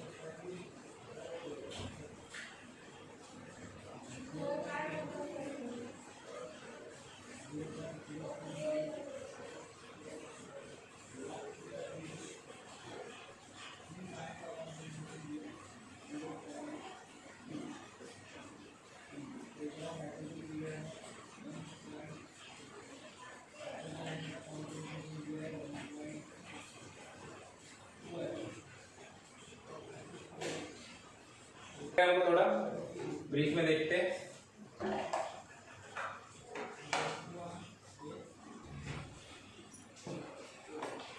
अभी पीवी डायग्राम देखा यहाँ पे हम लोगों ने, जहाँ पे प्रेशर क्या हो रहा है अपना, चेंज हो रहा है। दोनों जगह पे प्रेशर क्या हो रहा है, चेंज हो रहा है। P1 P2 P1 P2। अगर प्रेशर कांस्टेंट रहेगा तो पीवी डायग्राम कैसा आएगा अपना। अगर मान लो प्रेशर हमारा कांस्टेंट है, प्रेशर कांस्टेंट मतलब प्रेशर चेंज हुआ ही नहीं, सिर्फ वॉल्यूम चेंज हुआ।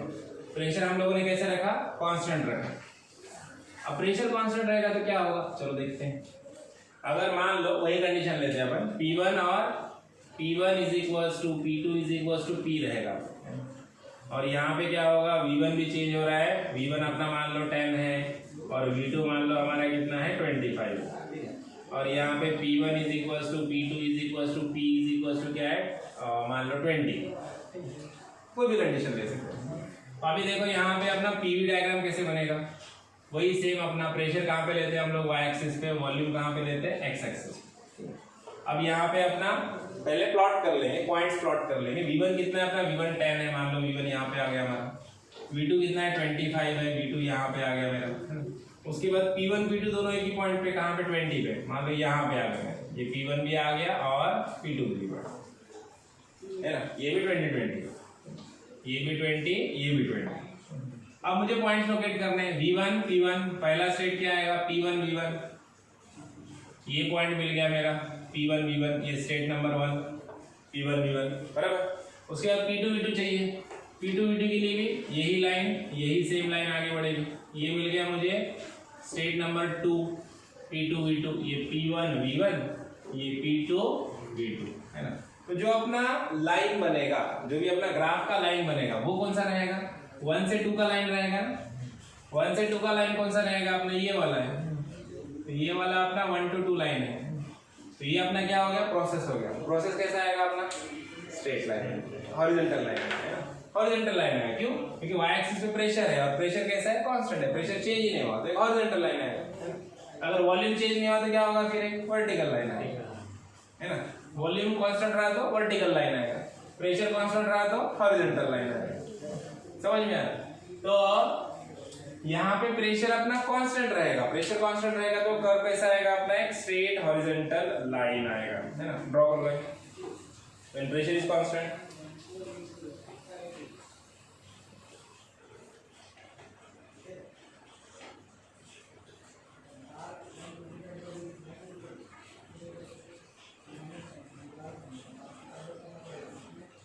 प्रेशर कांस्टेंट और वॉल्यूम क्या हो रहा है, चेंज हो रहा है।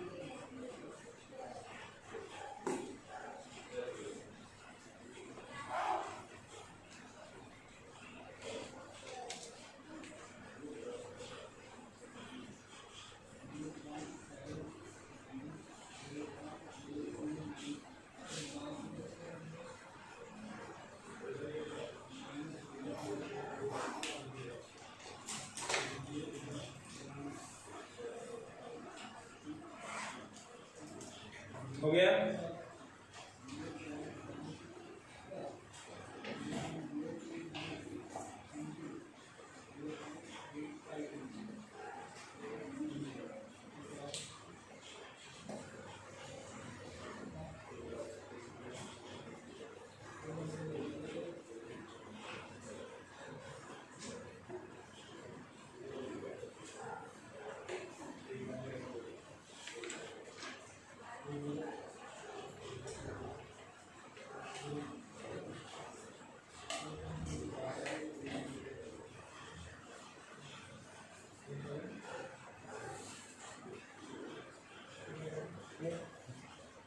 देखो अभी नेक्स्ट करिएगा थर्मोडायनामिक प्रोसेस। थर्मोडायनामिक प्रोसेस, अब यहाँ पे हर एक डायग्राम में क्या रहेगा, जो भी एरिया अंडर द कर्व रहेगा वो क्या होता है, हमारा वर्क डन होता है। जैसे ये एरिया है, ये एरिया क्या शो कर रहा है, इसका वर्क डन शो कर रहा है। जो भी वर्क डन हुआ वो इस एरिया से शो हो जाएगा। थर्मोडायनामिक प्रोसेस, थर्मोडायनामिक प्रोसेस का डेफिनेशन लिखो। A thermodynamic process is a procedure. A thermodynamic process is a procedure by which a thermodynamic process is a procedure by which the initial state of a system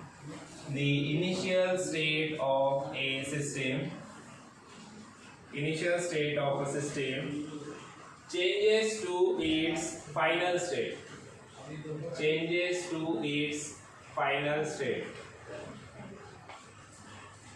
changes to its final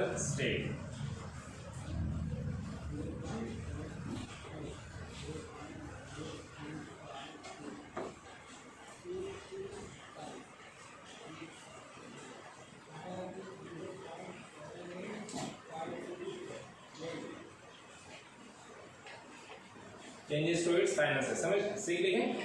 तो जब क्या हो रहा है, initial state से final state में क्या हो रहा है, चेंज हो रहा है। जो प्रोसीजर होता है चेंज होने का, उसी को हम लोग क्या बोलते हैं, प्रोसेस बोलते हैं। जैसे कि हीट कर रहे हैं, उसका टेम्परेचर, वॉल्यूम, प्रेशर, जो उसके स्टेट वेरिएबल्स है वो चेंज हो रहे हैं। स्टेट वेरिएबल चेंज हुआ मतलब स्टेट चेंज हुआ। अब एक स्टेट से दूसरे स्टेट में जाने का जो प्रोसीजर है उसको हम लोग क्या बोल रहे हैं, उसका थर्मोडायनामिक प्रोसेस बोलते हैं। State variable pressure, volume, temperature. State क्या होता है, जो स्टेट वेरिएबल डिफाइन कर रहे हैं। जब सिस्टम थर्मोडायनामिक इक्विलिब्रियम में आ गया, वहां पे प्रेशर, वॉल्यूम, टेम्परेचर, जो स्टेट वेरिएबल्स को मेजर किया, मतलब वो क्या बन गया, एक स्टेट बन गया। अब एक स्टेट से दूसरे स्टेट में जब अपना सिस्टम जा रहा है तो उसका जो प्रोसीजर है उसको हम लोग क्या बोलेंगे, थर्मोडायनामिक प्रोसेस बोलेंगे। अब थर्मोडायनामिक प्रोसेस में क्या होता है, heat, negative heat, positive work, negative work, पहले भी सीखा अपन है ना। सिस्टम से अगर हीट जा रही है सराउंडिंग में तो क्या होता है, नेगेटिव हीट होती है, नेगेटिव वर्क। अगर सिस्टम में हीट ऐड हो रही है, सिस्टम के ऊपर वर्क हो रहा है, सिस्टम में हीट ऐड हो रही है, तो क्या होता है, पॉजिटिव वर्क, पॉजिटिव हीट होती है। जैसे कि वाटर को हम लोग बॉईल कर रहे हैं, तो सराउंडिंग से हीट सिस्टम के अंदर जा रही है, पानी के अंदर हीट क्या हो गई, ऐड हो गई, तो वो क्या हो गया हमारा पॉजिटिव हो गया, पॉजिटिव हीट हो गई। अगर वही सिस्टम से हीट बाहर जा रही है, रिलीज हो रही है, चाय का गरम चाय का कप ला के रख दिया हमने, तो चाय से जो हीट है, चाय का टेम्परेचर ज्यादा है, सराउंडिंग का टेम्परेचर कम है, चाय का हीट क्या हो रहा है, बाहर जा रहा है, सिस्टम से हीट सराउंडिंग को जा रही है, तो वहां पे ये क्या हो गया हमारा, ये हो गया अपना नेगेटिव, हीट बाहर जा रही है, हीट अंदर आ रही है तो पॉजिटिव, हीट बाहर जा रही है तो नेगेटिव, सिंपल। ये बात पहले भी सीखा आपने, ठीक है। तो थर्मोडायनामिक प्रोसेस क्या होता है समझ में आया, थर्मोडायनामिक प्रोसेस, ठीक है। अब थर्मोडायनामिक प्रोसेस के बाद नेक्स्ट चीज है, देखो अभी और एक छोटा सा पॉइंट है यहाँ पे, कि जैसा हम लोगों ने सीखा कि थर्मोडायनामिक प्रोसेस में हम लोग जो भी थर्मोडायनामिक वेरिएबल्स को, तो थर्मोडायनामिक प्रॉपर्टीज हमारे थर्मोडायनामिक वेरिएबल्स है, उनको मेजर कब करते हैं, जब सिस्टम थर्मोडायनामिक इक्विलिब्रियम में रहेगा। अब मुझे बोलो, अगर हम लोग किसी को हीट कर रहे हैं, उसका वॉल्यूम चेंज कर रहे हैं, तो जब अपना जो ये जो पूरा प्रोसेस चल रहा है अपना, इस प्रोसेस के दौरान किधर भी वो इक्विलिब्रियम में है क्या, नहीं। थर्मोडायनामिक इक्विलिब्रियम में रहेगा क्या, बीच में किधर थर्मोडायनामिक इक्विलिब्रियम में रहेगा क्या, नहीं रहेगा, है ना। तो फिर हम लोग क्या करें, अब वो प्रोसेस अपने को कैसे मिलेगा, ये सारे डॉट डॉट जुड़ के तो एक लाइन बनी है ना, line is what, line is a combination of dots, है ना, पॉइंट्स। तो अभी हर एक पॉइंट को जोड़ जोड़ के हम लोगों ने एक लाइन बनाई है, तो हर एक पॉइंट क्या होगा, हर एक पॉइंट क्या रहेगा, अपना एक स्टेट रहेगा, बराबर, है ना।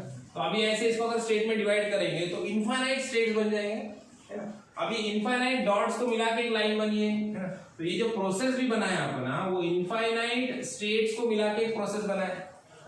तो अभी इनफाइनाइट सिमिली जो स्मॉल जो हमारे स्टेट्स है, उसको मिला के हम लोगों ने प्रोसेस बनाया, उसको हम लोग क्या बोलते हैं, क्वासी-स्टैटिक प्रोसेस बोलते हैं। क्वासी-स्टैटिक प्रोसेस मतलब क्या, जिसमें इनफाइनाइट स्मॉल जो स्टेट्स है, उनको मिला के, उन प्रोसेस को मिला के अपना मेन प्रोसेस बन रहा है ना, तो उसको हम लोग क्या बोलते हैं, क्वासी-स्टैटिक प्रोसेस बोलते हैं।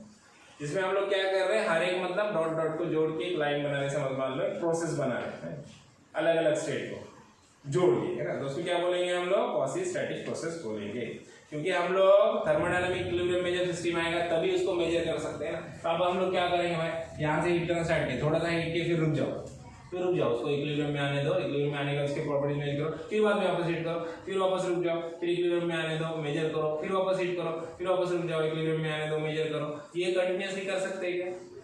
तो हम लोग क्या करेंगे, हमारी स्टार्टिंग स्टेट और एंडिंग स्टेट, ये दोनों के बीच में हम लोग प्रॉपर्टीज को मेजर करते हैं। बीच का क्या है, बीच के प्रॉपर्टीज को अपने को मेजर करना चाहिए ना, तभी तो जाके अपने को एक प्रोसेस मिलेगा ना। यहाँ से वहां पे जो रास्ता है वो कब मिलेगा, जब बीच के पॉइंट अपने को पता होंगे, है ना। तो बीच के पॉइंट्स भी अपने को जरूरी है ना। तो बीच के पॉइंट्स अगर हम लोग हर एक बीच के पॉइंट्स लेते रहेंगे तो वो क्या हो जाएंगे, वैसे इनफाइनाइट पॉइंट्स मिल जाएगा अपने को छोटे छोटे, और वो क्या हो जाएगा, अपना क्वासी-स्टैटिक प्रोसेस हो जाएगा, उसको क्वासी-स्टैटिक प्रोसेस बोलते हैं।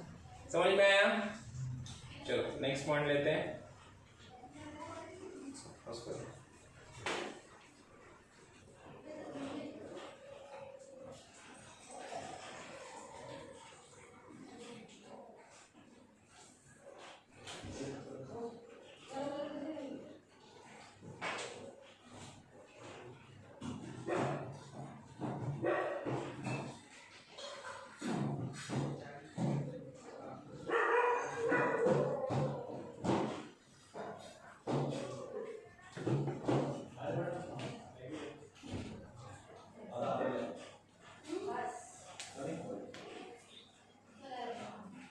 चलो अभी नेक्स्ट क्या है, work done during the thermodynamic process. Thermodynamic process के ड्यूरिंग जो वर्क डन होता है, उस वर्क डन को कैसे हम लोग डिफाइन करेंगे। ऑलरेडी मैंने जैसे बताया तुम लोग को, एरिया अंडर द कर्व क्या होता है, वर्क डन होता है ना। अब यहाँ पे सबसे इंपॉर्टेंट पॉइंट क्या है कि एक स्टेट मिला अपने को, एक स्टेट से दूसरे स्टेट पे जाने के लिए, जैसे मैंने आपको बताया कि एक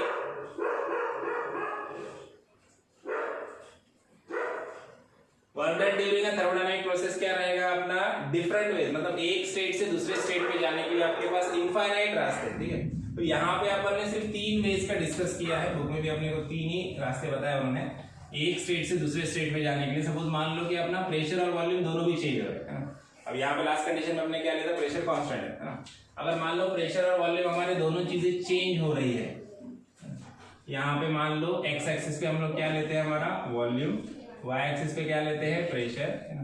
तो अभी मान लो हमारा वॉल्यूम है यहाँ पे V1, वॉल्यूम क्या हो रहा है, इंक्रीज हो रहा है, ये V2, V1 है हमारा 10 और V2 हमारा 25 फॉर एग्जांपल, ठीक है। और यहाँ पे अपना P1 है और इधर है हमारा P2, प्रेशर भी चेंज हो रहा है, ठीक है, प्रेशर भी चेंज हो रहा है, वॉल्यूम भी चेंज हो रहा है, दोनों चीजें चेंज हो रही है। अब दोनों चीजें चेंज होगी तो यहाँ पे अपने को दो स्टेट मिल जाएंगी, पहला स्टेट मिलेगा स्टेट नंबर 1 और यहाँ पे दूसरा स्टेट मिलेगा स्टेट नंबर 2। अभी स्टेट 1 से अपने को स्टेट 2 पे जाना है। अभी स्टेट 1 से स्टेट 2 पे जाना है तो हम लोग क्या करेंगे, यहाँ पे देखो P1 हमारा ये मान लो ये हमारा 0.1 है, ये 10 है, P2 हमारा पॉइंट नंबर 2 है 25। अब 2 से 1 पे आने के लिए हम लोग को क्या करना पड़ेगा, 1 to 2 एक प्रोसेस जाएगा हमारा, बराबर। अब यहाँ पे बुक में थोड़ा सा अलग दिया है, वॉल्यूम डिक्रीज वाला एग्जाम दिया है शायद, क्या दिया है बुक के हिसाब से जाते हैं हम।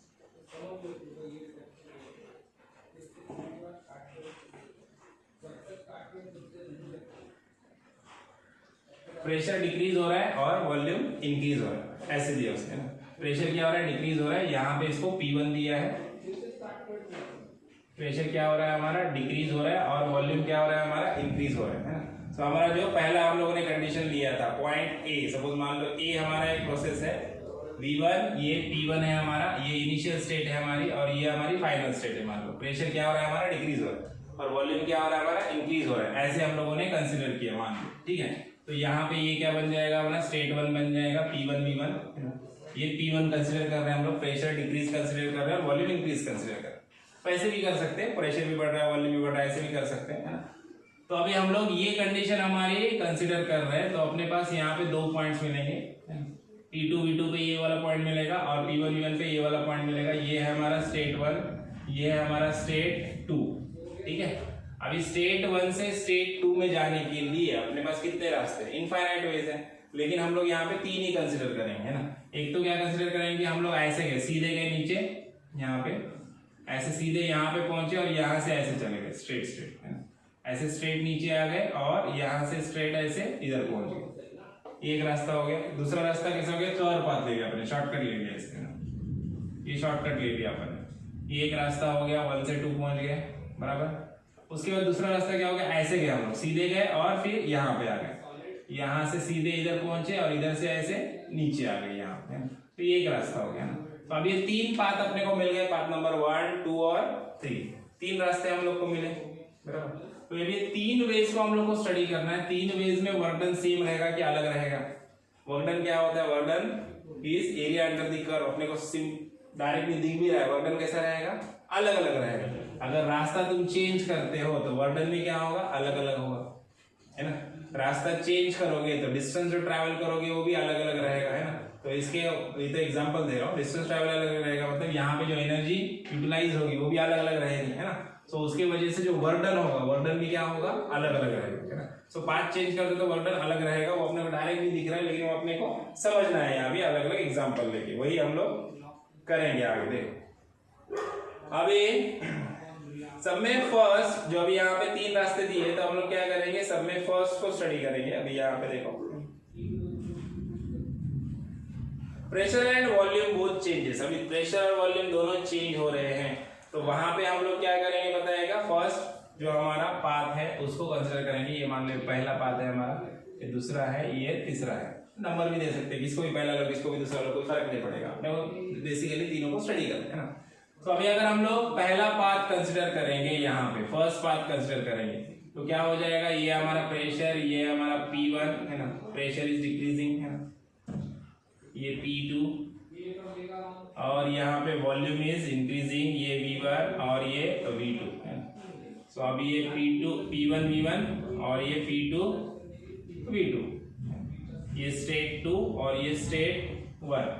स्टेट 2 से स्टेट 1 में यहाँ पे क्या हो रहा है, हमारा प्रेशर भी इंक्रीज हो रहा है, प्रेशर भी चेंज हो रहा है और वॉल्यूम भी चेंज हो रहा है। अब यहाँ पे क्या है, देखो स्ट्रेट लाइन कब जाएगा, स्ट्रेट लाइन में कब जाएगा, जब प्रेशर क्या रहेगा, कांस्टेंट रहेगा, जब प्रेशर कांस्टेंट रहेगा तभी स्ट्रेट लाइन में जाएगा, है ना। और यहाँ पे देखो ये स्ट्रेट लाइन में कब जाएगा, वर्टिकल लाइन में कब जाएगा, जब वॉल्यूम क्या रहेगा, कांस्टेंट रहेगा, है ना। एक तो वॉल्यूम कांस्टेंट रहेगा तब स्ट्रेट लाइन में जाएगा, और हॉरिजॉन्टल लाइन कब बनेगी? जब प्रेशर कांस्टेंट रहेगा। हॉरिजॉन्टल लाइन तब बनेगी जब प्रेशर कांस्टेंट रहेगा। वर्टिकल लाइन तब बनेगी जब वॉल्यूम कांस्टेंट रहेगा, है ना। तो ये दोनों पाथ में, पाथ नंबर 2 और पाथ नंबर 3, ये दोनों में क्या है? हॉरिजॉन्टल और वर्टिकल लाइंस है। मतलब वहां पे कहीं ना कहीं कुछ टाइम पीरियड के लिए प्रेशर कांस्टेंट रहेगा, कुछ टाइम पीरियड के लिए वॉल्यूम कांस्टेंट रहेगा, है ना। तो इसके लिए अपना पहला जो कंडीशन है, पहला जो कंडीशन अपने को दिया है, उसमें क्या बोल रहा है वो कि जब अपना ना प्रेशर कांस्टेंट रहेगा ना वॉल्यूम कांस्टेंट रहेगा, तो प्रेशर और वॉल्यूम दोनों भी क्या हो रहे हैं? चेंज हो रहे हैं। Pressure and volume both are changing, है ना। Work done during a thermodynamic process, उसमें पहला कंडीशन लिखो, pressure and volume both changes. लिखो pressure and volume both changes, pressure and volume both changes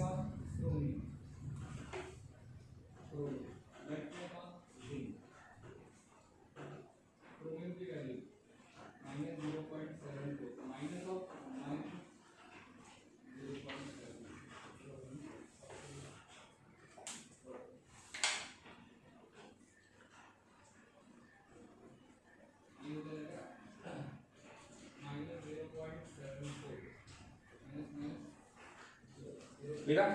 अभी उसमें ये पहला कंडीशन रहेगा अपना, है ना, जहां पे क्या हो रहा है? Pressure decreases and volume increases. Pressure decreases, volume increases. Curve कैसा आएगा अपना? ऐसा आएगा, है ना। यहाँ पे ये ऐसा कर्व आएगा। जब प्रेशर और वॉल्यूम दोनों चेंज होते हैं ना, तो अपने को स्ट्रेट लाइन नहीं मिलेगी, किधर भी हॉरिजॉन्टल या वर्टिकल लाइन नहीं मिलेगी, ऐसा कर्व आएगा, है ना। तो ये हो गया अपना पहला प्रोसेस, जिसमें क्या हो रहा है? हमारा वॉल्यूम और प्रेशर दोनों भी चेंज हो रहे हैं, दोनों में से कुछ भी कांस्टेंट नहीं, दोनों चेंज हो रहे हैं, है ना। तो वहां पे ऐसा कर्व अपने को देखने मिलेगा। अब यहाँ पे इसका जो वर्क डन है, इसका वर्क डन हम लोग फाइंड आउट करने जाएंगे। तो work done is equal to क्या रहेगा? ये यहाँ से इतना जो अपना एरिया रहेगा, ये एरिया अपना क्या रहेगा? ये एरिया अपना वर्क डन रहेगा। तो work done is equal to क्या रहेगा? एरिया अंडर दी ग्राफ या एरिया अंडर दी कर्व, ये इसका वर्क डन रहेगा। बराबर, डायग्राम बना लो।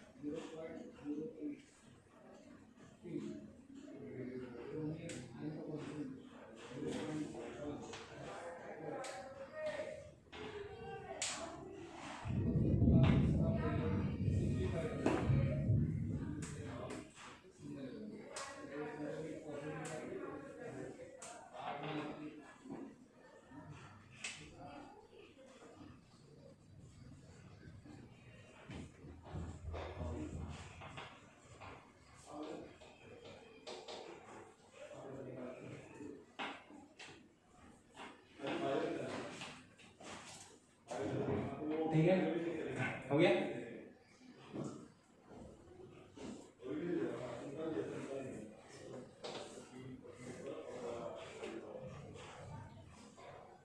Pressure and volume both changes, finish. अब सेकंड कंडीशन क्या लेंगे अपन? ये वाला अपना सेकंड रास्ता। सेकंड रास्ता कैसे? अपने को ऐसे सीधे जाना है, फिर नीचे आना है, ठीक है। सीधे कब जाएंगे? जब प्रेशर कैसा रहेगा? कांस्टेंट, है ना। हॉरिजॉन्टल लाइन कब मिलेगी? जब प्रेशर कांस्टेंट रहेगा। तो प्रेशर कांस्टेंट में हॉरिजॉन्टल लाइन, फिर बाद में वॉल्यूम कांस्टेंट। देखो प्रेशर यहाँ पे क्या है? कांस्टेंट है, लेकिन वॉल्यूम बढ़ रहा है ना, वॉल्यूम बढ़ रहा है। देखो तो at constant pressure volume changes, then at constant volume pressure changes. यहाँ पे देखो, यहाँ पे प्रेशर सेम है, नीचे ऊपर जाएगा तो प्रेशर कम ज्यादा होगा ना। तो स्ट्रेट लाइन जा रही है, मतलब ना ऊपर बढ़ रहे ना नीचे आ रहे हैं हम लोग, तो प्रेशर सेम है। एट कांस्टेंट प्रेशर वॉल्यूम क्या हो रहा है? इंक्रीज हो रहा है।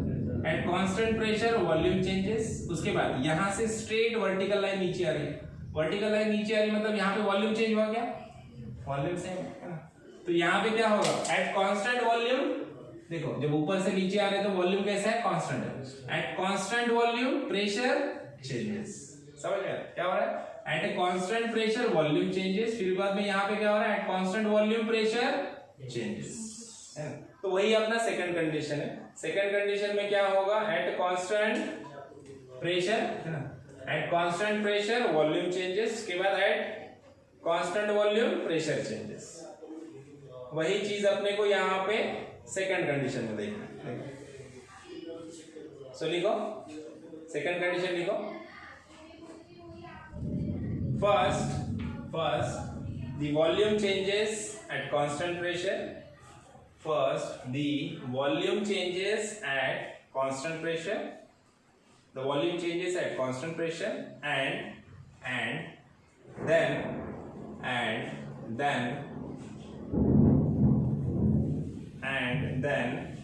pressure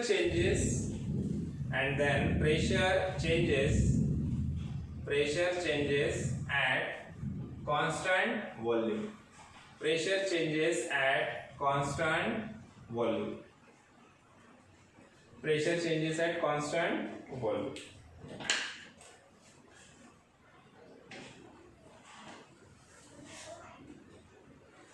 ठीक है, ये वाला सेकंड रास्ता हमारा है ना। इसके लिए कैसे बनाएंगे डायग्राम हम लोग? ऐसे, ये अपना प्रेशर वाई एक्सिस पे, एक्स एक्सिस पे आ गया वॉल्यूम। अब यहाँ पे अगेन क्या हो रहा है? Pressure changes. अब वहां पे सेम क्या रहेंगे भाई? प्रेशर हमारा क्या हो रहा है? डिक्रीज हो रहा है। ये हमारा P1, यहाँ पे हमारा P2, प्रेशर डिक्रीज हो रहा है। वॉल्यूम क्या हो रहा है? इंक्रीज हो रहा है। ये कंडीशन से ये V1 V2, तो क्या मिलेगा? पहला पॉइंट मिलेगा इधर P1 V1 पे, यहाँ पे पहला पॉइंट मिला। ये P2 V2 पे दूसरा पॉइंट मिला। ये स्टेट 1, ये स्टेट 2। अब स्टेट 1 से स्टेट 2 में हम लोग कैसे जा रहे हैं? स्टेट 1 से स्टेट 2 में कैसे जा रहे हैं? सब में पहले क्या कर रहे हैं हम लोग? प्रेशर कांस्टेंट रख रहे हैं, वॉल्यूम चेंज हो रहा है। प्रेशर कांस्टेंट में वॉल्यूम चेंज हो रहा है, तो स्ट्रेट लाइन जाएगी ऐसे। प्रेशर हमारा कांस्टेंट, वॉल्यूम चेंज। उसके बाद क्या हो रहा है? वॉल्यूम कांस्टेंट है, प्रेशर चेंज हो रहा है। वॉल्यूम कांस्टेंट है, प्रेशर चेंज हो रहा है। ये सेकंड रास्ता, ऐसे जाएगा। जब ऐसे जाएंगे तो a work done is equal to क्या हो जाएगा? Area under the curve. कितना एरिया आ गया? ये वाला एरिया आ गया। ये क्या रहेगा? हमारा वर्क डन रहेगा। ये रहेगा हमारा वर्क डन। समझ में आया? सब में पहले क्या है? फर्स्ट क्या है? P constant, V changes. फिर सेकंड क्या बोल रहा है? V constant, P changes. Draw करो।